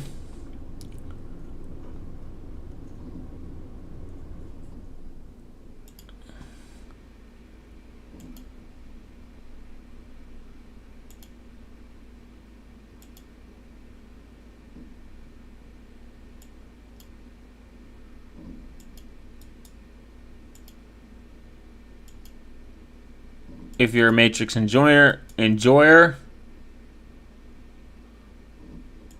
I will copy the clean link. You may type it in. You may go.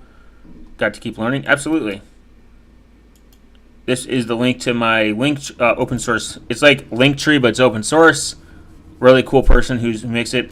I wanted to set up a Tahoe LFS on ITP, but I'm not ready. Oh yeah, Tahoe LAFS is fucking super cool. Very interesting. You might be interested in this.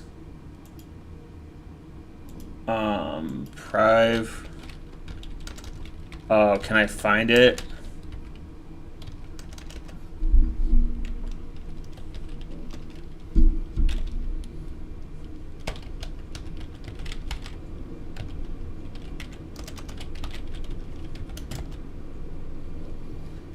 Yeah, that's it. This is it. End-to-end encryption data storage in the cloud, quote unquote. Yeah, and with the GUI that it has on GitHub. Tahoe LAFS is very interesting. It does client-side encryption, accountless authorization, storage time. This is an endorsement, but this is a really cool product. It's built actually on TLFLS. And it's very inexpensive. Pricing's cheap.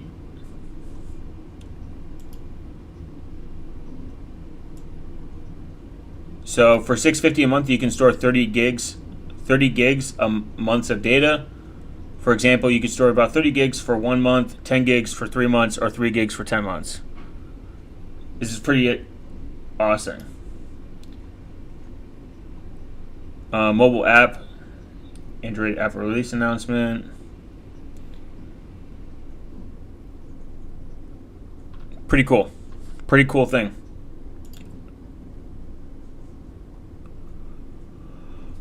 It's distributed and redundant. Multi-device storage time, recoverable, account authorization. It's built on Tahoe LFS, Grid Sync, and Magic Folder.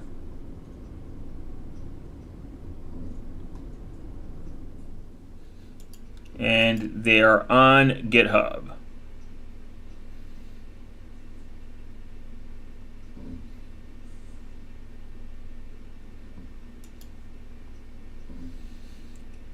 They haven't updated stuff in like 5 years, so I'd be very careful. But it's a cool project, interesting project that uses TLFS. Just an awesome thought project. This right here.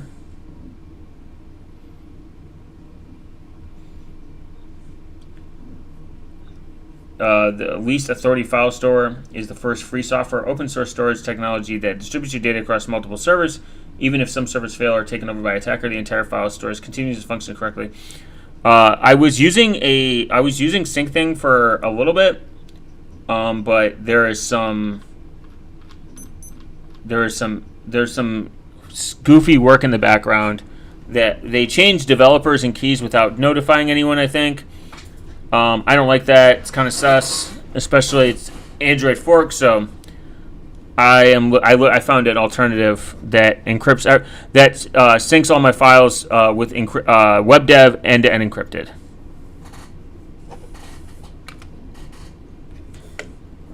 And it's all local, so local host. So I'm not even really that worried. But I like SyncThing because you could actually use SyncThing with I2P. You could send everything over through the I2P network. for the end-to-end syncing and encryption, and it's more private, and it uses, so it's more decentralized. You could put that way.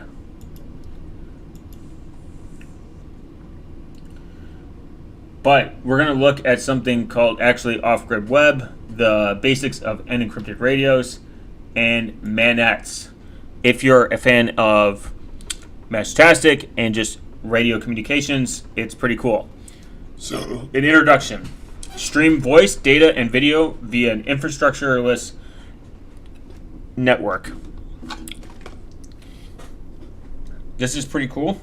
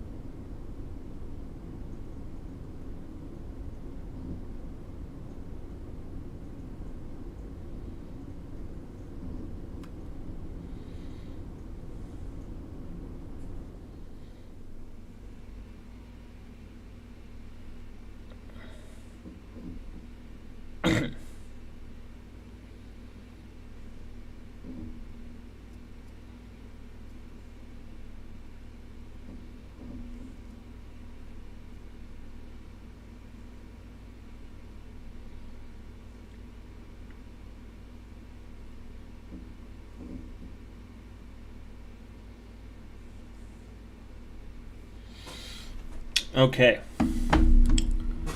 Introduction to a manet. Infrastructure-based systems that use cellular or Wi-Fi technology utilize a central hub node to deliver high-speed connectivity and good quality of service to the user. Removing this infrastructure and adding mobility coupled with varying connectivity profile without adversely affecting the user's quality of service in the formidable challenge faced by developers of the wireless mesh networking, also called MANET, or a mobile ad hoc networking system.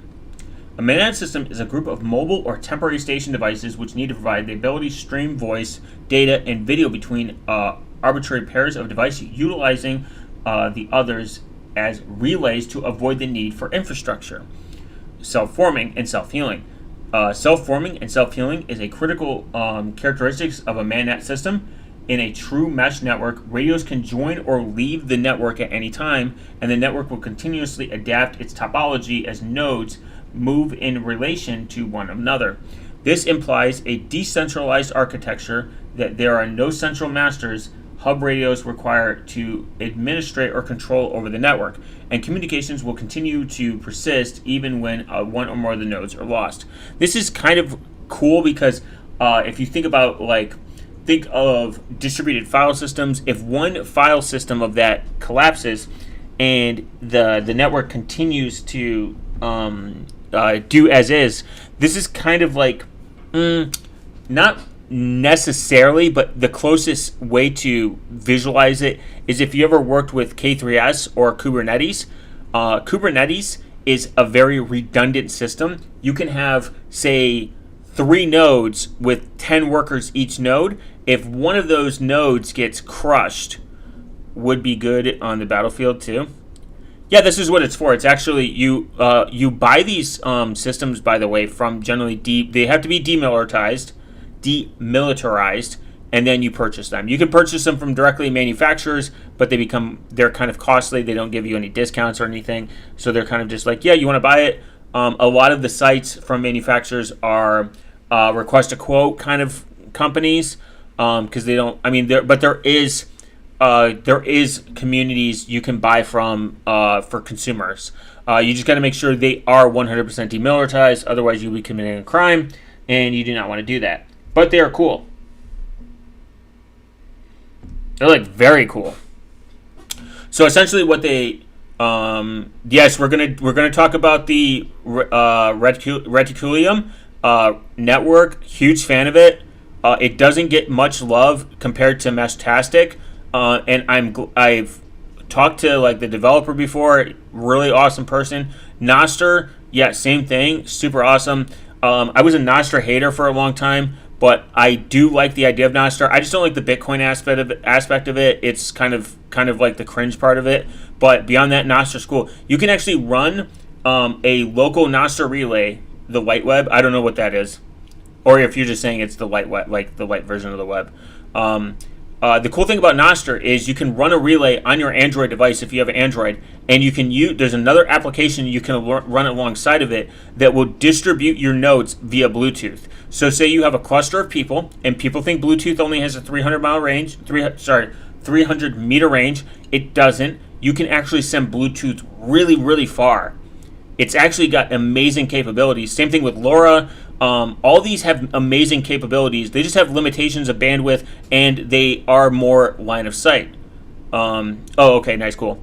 But the cool thing is, stuff like this, the more nodes that exist, there's no central authority. Now, again, Kubernetes, the easiest way to visualize that, Wi-Fi, Halo 2, yeah.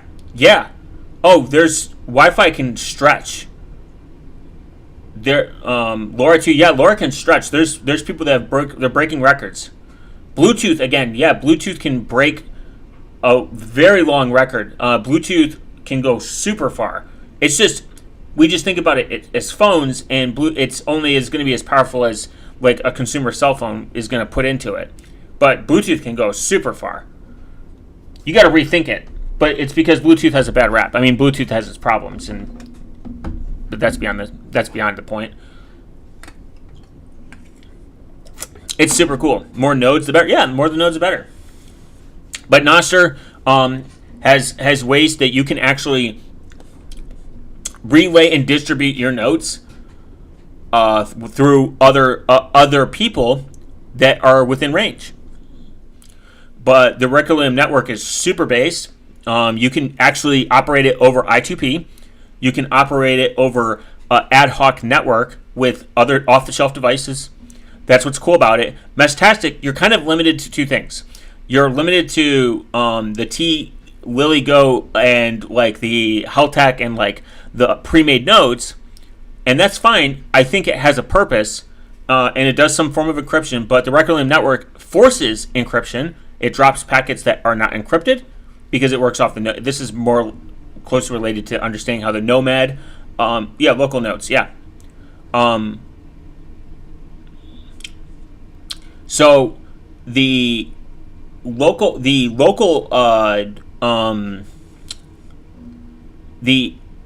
nodes that you can hit with Meshtastic are great. I think it has, like, again, a purpose, but it's very limited in the equipment. The Requiem network is an ad hoc network where you can use off-the-shelf satellites, you can use access points, you can use Wi-Fi repeaters, you can use a lot of equipment. You just need they're saying is a lot of fun devices, not enough developers. So that's kind of the problem. There's not enough developers to be making sure that this works on every device that you can imagine. But if you're willing to get your hands dirty, you're a developer, please look into it. It's a really good community. They're on the Matrix channel as well. I like they're very active, very, very, very active. And you can buy the equipment and just start working on it yourself. I just got some Heltec nodes. I'm going to work on it to see if I can get it working on those two. And then in the future, maybe like next year, I'm going to get the TDEC, the Lily-Go TDEC. I'm going to see if it can work on there too. Because the Lily-Go TDEC looks like a BlackBerry from like the early 2000s. It's really awesome, very cool. And sideband, which is the application, Requiem is gaining popularity because people are realizing, wow, it enforces encryption. You can actually do something really cool. So sideband, you can take a QR code, put your message in it, and if somebody, as long as they have your public key, they can decrypt this message with the camera. You don't even have to send packets. You can send 0 packets with sideband. You could just set up these you have like a key exchange with somebody else, public private key kind of thing going on.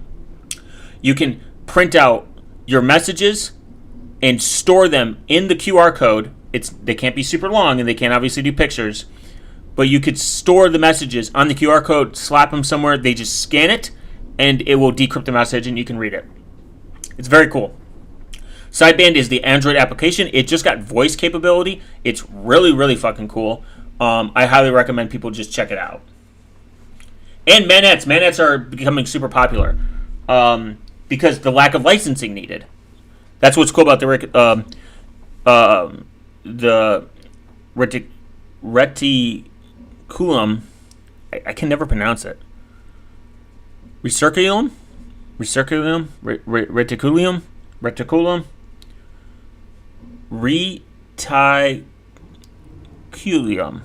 I can't pronounce it, but I'm retarded. But not the point. The point is,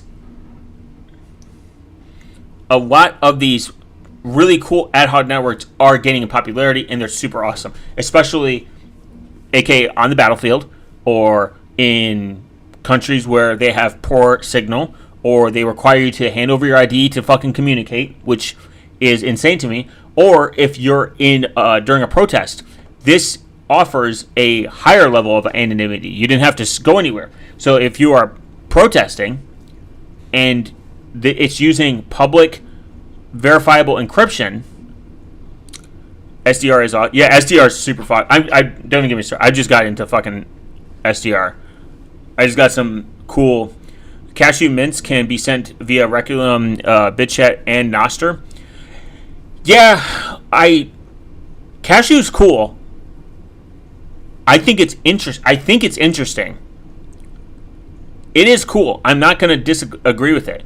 You can do it via satellite. I've seen people do it like via LoRa over like long distance, like no internet. It's very cool. I wish Monero could get to that. Completely honest with you.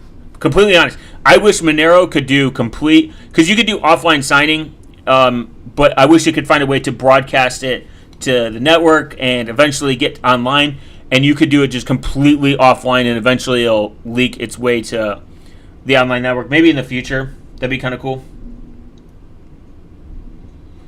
There was a funding asking. There was someone asking for funding to fund this idea, and that like 5-6 years ago, and no one cared, and I was like very sad. I was like, fuck. They're like, we don't really have a point to care about this. I'm like, damn. If I was super rich and just had SimpleX has ITP for so SimpleX's problem right now is the way they're handling a lot of stuff. I don't like the direction they're going in. Honestly, I think it's kind of bad. SimpleX is still a good contender, but I don't necessarily like the direction they're heading, and I don't like Sessions, so it's kind of like I would rather do SimpleX.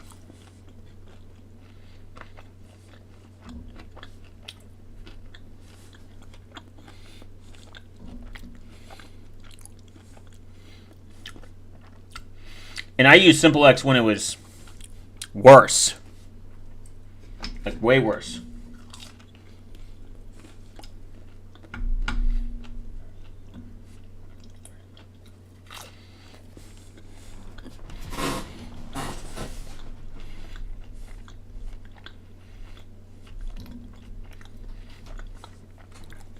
Like, the user experience was worse, is what I mean.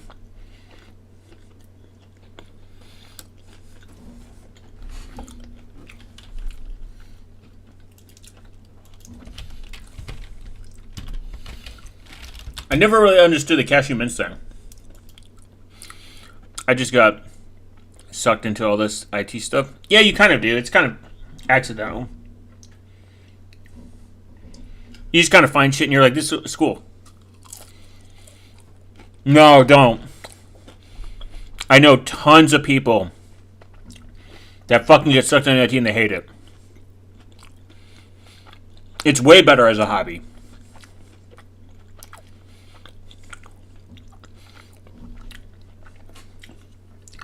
It's cool because you love it and you enjoy it. Imagine having to do it, being forced to do it.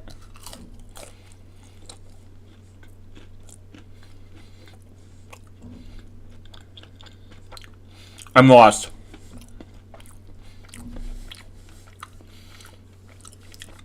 It's more of a torrenting than a VPN. Oh, okay. There you go. Thanks. Appreciate that.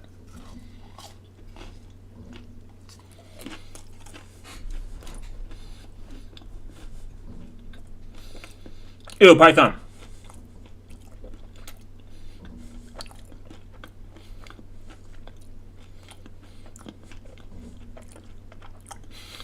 Oh, okay. That's the easy way to think about it.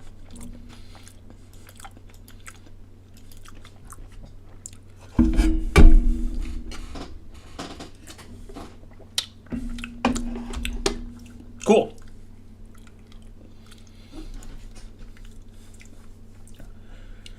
That's interesting. I didn't know that. That's like, it explains it way better than anything I've ever read.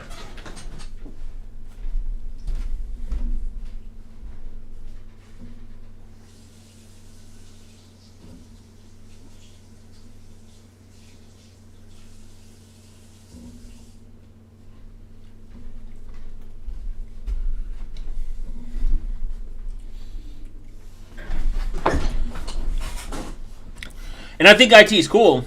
I'm not here to crush anyone's dreams, but I know people that are in it and they love it, but it's very viewed as a job.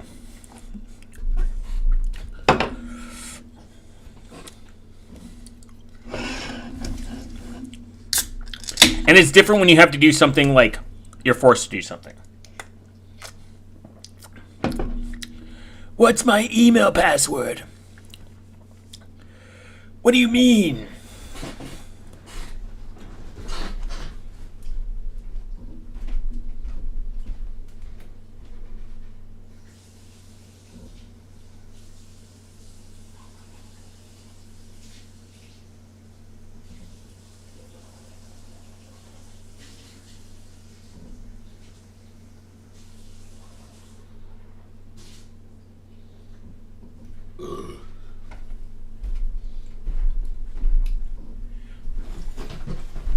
I fucked up.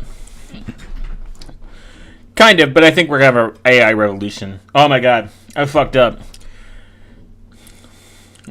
Yeah, because these companies like overpaid and overstaffed and they're retarded. I fucked up though. I ate something really spicy, like habanero spicy, and I used water to thinking that it was going to make it better and it made it worse. Oh man. That was a terrible idea. Rockstar is the marketplace to buy us. Okay, cool. That's kind of cool. I didn't know that. The singularity is near. Yeah, practically. I think that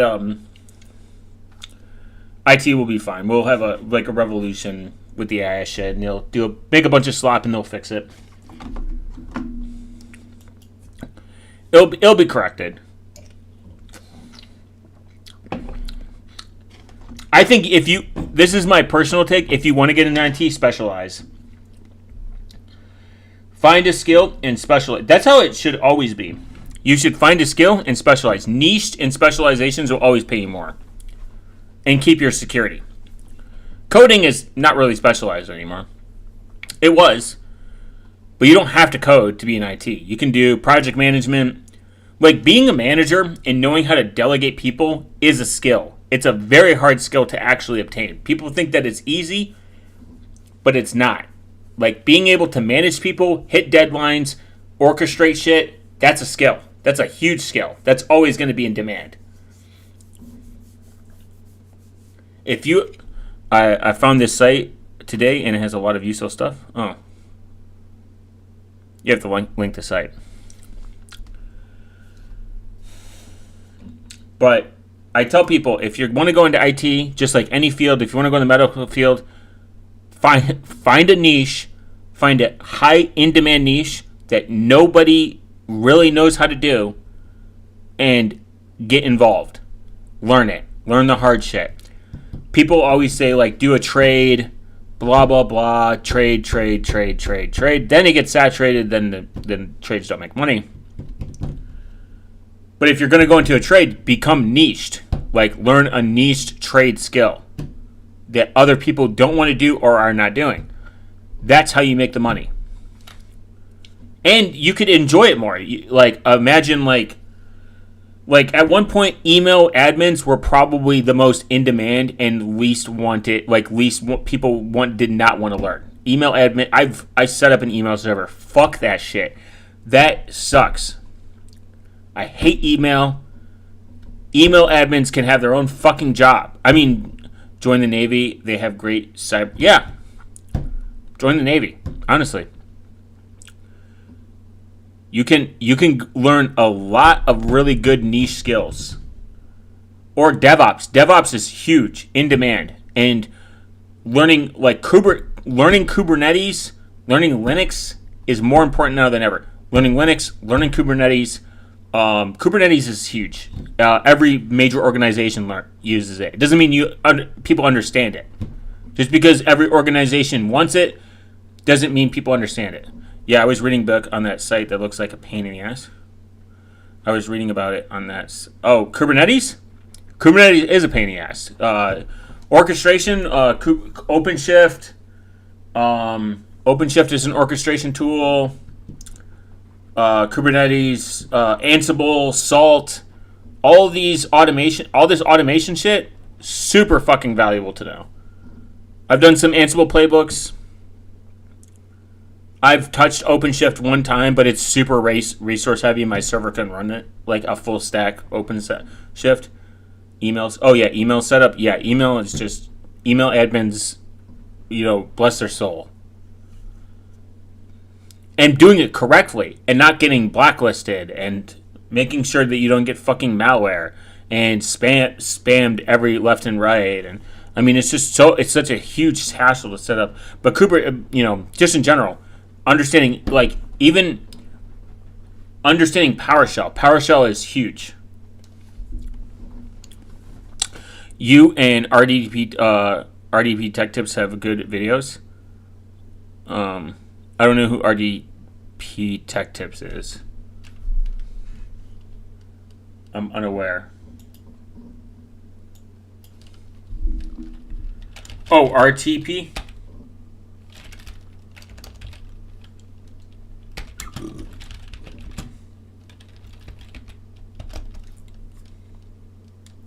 Network Chuck, no! Boo!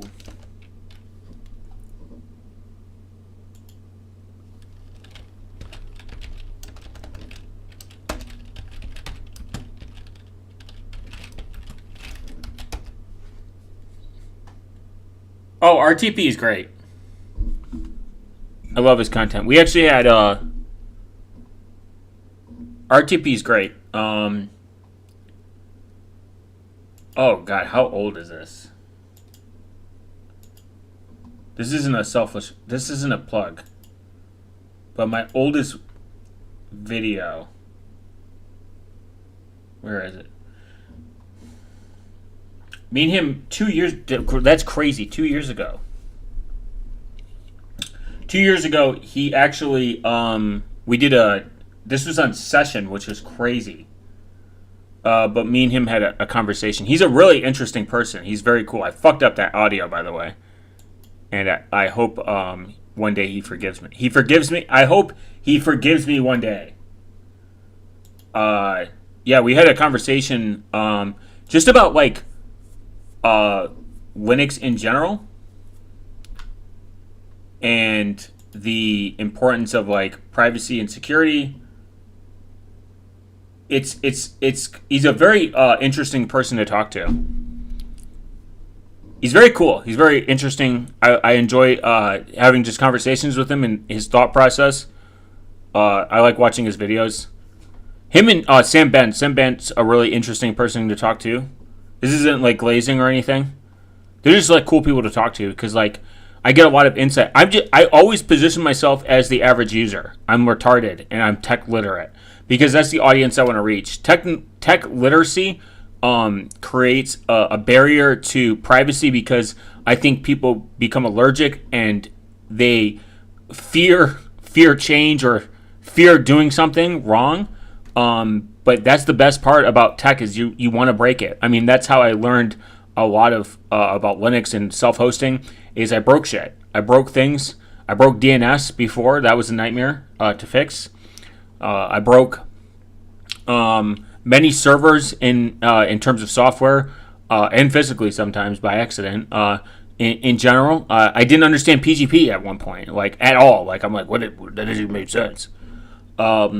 It's very cool. It's very based to get frustrated and want to learn how it works. That's the point. And the thing is, I think people should stop fear. I think we're in a era where people are afraid to touch stuff and like get quote unquote their hands dirty because everything just works. Like Instagram just works, Facebook just works, TikTok just works, YouTube just works, and they fear the unknown and like fucking up and making mistakes. I mean, I could install FreeBSD on my laptop, and I couldn't figure out why. And I'm like, is this a skill issue? Am I retarded? Is my brain like fried at this point? Am I dumb? And no. So I did the approach. I searched my problem and tried to figure out, oh, it's this issue. Oh, it's this issue. And then it didn't solve through these issues. And then I went to the OpenBSD server, and I'm like, hey guys, I'm kind of stuck. What should I do here? And they're like, oh, Intel Arc GPUs don't really have support. You're kind of fucked. It seems like everything is open to attack by default. Kind of. Yeah. I mean, like bots exist, so it's kind of true. I hosted a server for a long time. You have to configure everything. Yeah, kind of. I mean, like I hosted a server, so like a lot of bots will attack it just by default because they see it's open on the and on the internet. But I went to the OpenBSD server room and they fixed my problem. They're like, oh, Intel Arc GPUs just really aren't supported right now, and it's kind of a problem. I was like, oh, cool. And OpenBSD and FreeBSD just don't really vibe with virtualization. So it's something to always think about is like whatever problem you're having, you could probably someone else has had it, and you could kind of figure it out. That's the important.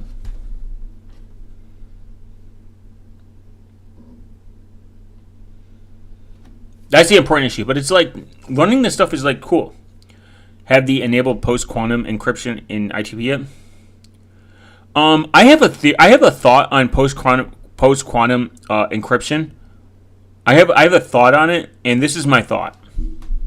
I don't think it exists. Because how do we know? We haven't tested it. I'm glad they're implementing it, and most are doing a double ratchet encryption algorithm where if post-quantum fails, that it's most likely secured and safe. But I don't think that post-quantum encryption is a thing. I don't think it's cool to even for them to tout about because we haven't quantum computers don't really do anything right now. Some of them do stuff, but they're very expensive, they're unrealistic, and they're kind of silly to even conceptualize. I'm glad smart people are like trying to figure out how to defend against this now, and hopefully it will be functional later. But I think that it's silly to even focus on the consumer side and the user side and think about. Personally, that's just my personal take.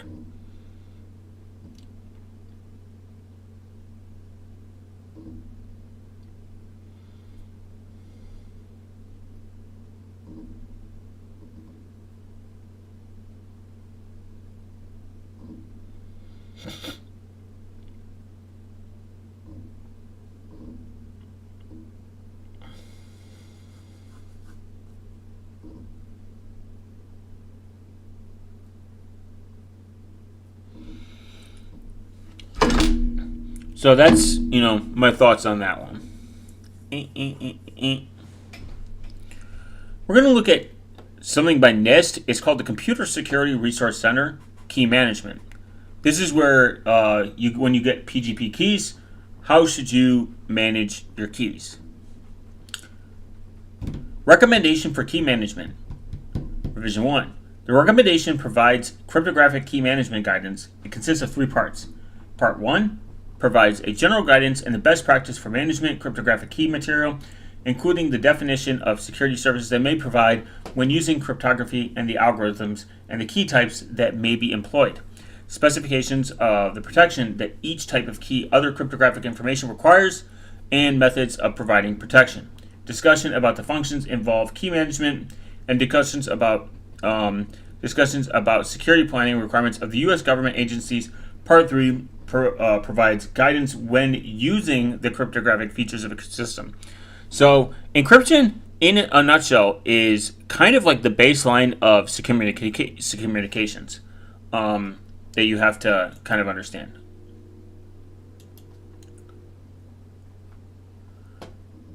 But before we go into that, I forgot we were on something else. I'm retarded. I'm going to jump back to this. So, mannet systems have adaptive routing, they have link adaptation, self-forming, self-healing, transparent IP networks, multicast traffic, multi-channel networks. Multi-channel networks is an advanced capability of some mannet systems which allows networks to utilize multiple RF channels or even multiple frequency bands within a network, still providing the plug-and-play functionality of a single layer 2 switch. An example of usefulness might be a scenario where soldiers have radios operating on one frequency, while vehicles have a radio not only operating on that frequency, but also a different band. The additional soldier's radio's device can communicate with any other soldier's radio over the air, but the secondary layer on a different frequency can reduce the congestion on the soldier frequency and increase the area coverage by the network. All these mannet networking capabilities combine the robust high-speed connectivity, similar to what is offered by the state-of-art of 3G, 4G networking, but in mission-critical operation scenarios where permanent wireless infrastructure is not available. The basis of encrypted radios. An introduction to encrypted radios and professional-grade P25 AES 256 encryption for two-way digital radios. This article is intended for a brief overview on encrypted radios, not an exhaustive list. Nothing in this article should be considered legal advice. Check your local laws. Humans are social creatures. For the moment we are born, we begin working to communicate with those around us. It starts with parents, siblings, family, friends, blah, blah, blah. In the best of times, our ability to communicate is fundamental to our happiness, but when things go wrong, that we feel its true importance.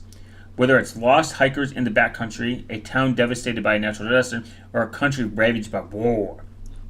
I don't like the wars, brothers. Our instinct is to call for help from our neighbors, authorities, allies. Here is a quick breakdown about encrypted communications.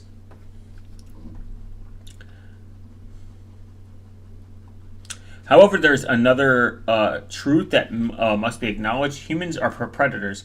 Even before organized societies formed, we hunt to stay alive, not with tooth and claw, but with our wits and tools devised. But we also were kind of forced to. I mean, saying that we're still like this is probably kind of retarded.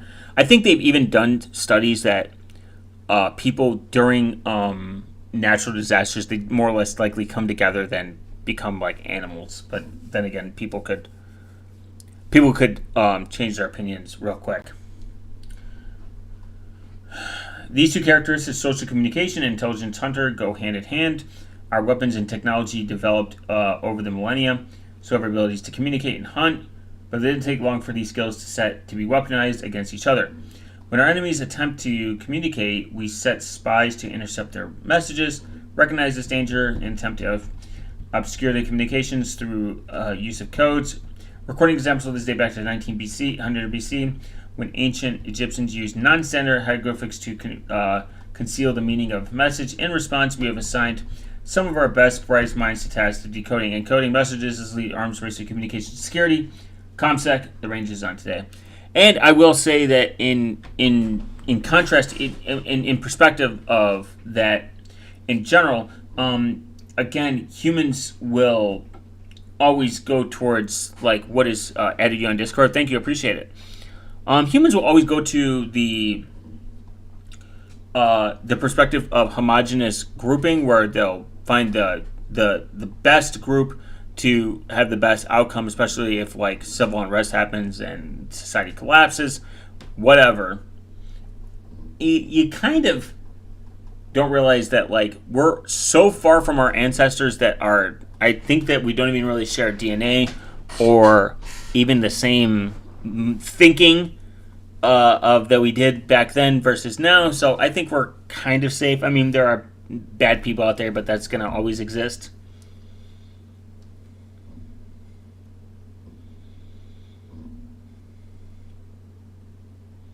It's a thought though. It's a thought.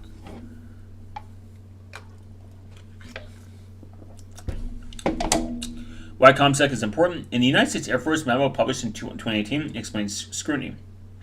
Communication security can be something as simple as a decoder ring that you received in the mail as a child, or as advanced as an electronic mathematical algorithm created for securing satellite communications thousands of miles away. Satellite's super fucking cool. I get very excited reading about satellite. Maybe I'll do that in a future live stream.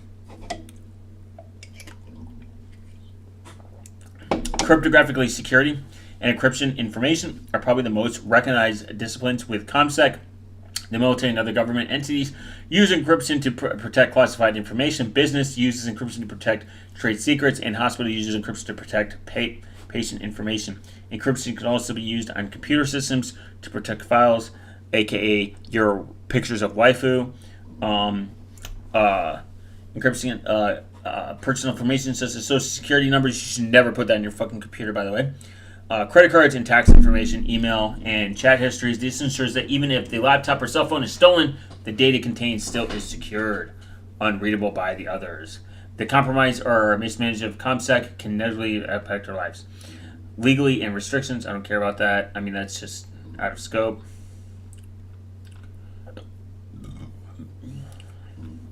Well, I guess. Digital encryption radios use the P25 standard. Comms are law enforcement agencies.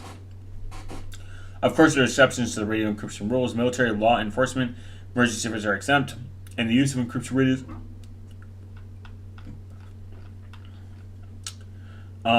Minimal restrictions, some restrictions, wide restrictions, no information. It looks like the U.S. is freedom. Refer to world map of encryption. The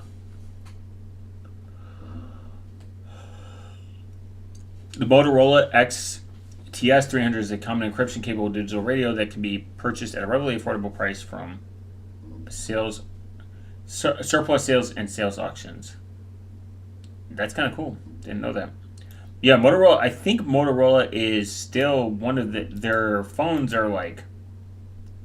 People think of phones, but I don't think they realize that like they're highly amongst used in the radio space.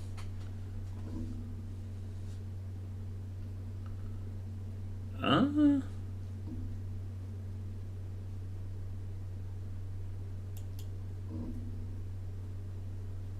I human? Cloudflare.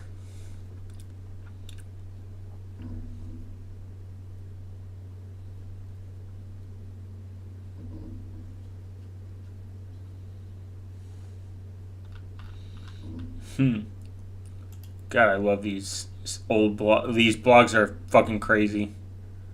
I love them. They're old looking.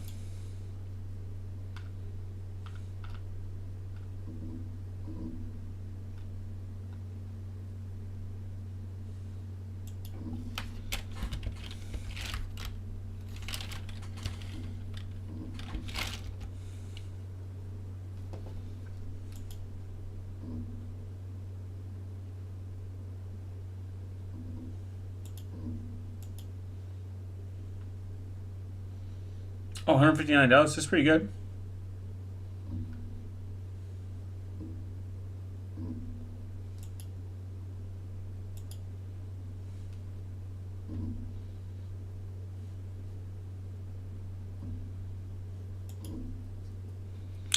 Oh, kind of based actually.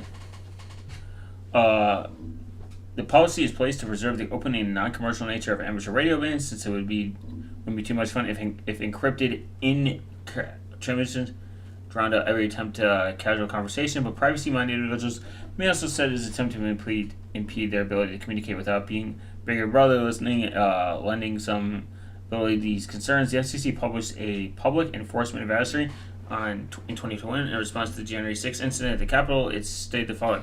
The FCC Enforcement Bureau has become aware of the discussion on social media platforms, suggesting that certain radio servers regulated by the commissioner may be alternative to social media platforms for groups and communications coordinating future activities. The Bureau recognizes that these services can be used for a wide range of permitted purpose, but they may not be used to commit crimes. Most people don't like messing with encryption. Yeah, probably. It's probably because they don't think they have a need. I mean, it's a neat thing. I mean, iPhone users don't know that their messages are end-to-end encrypted.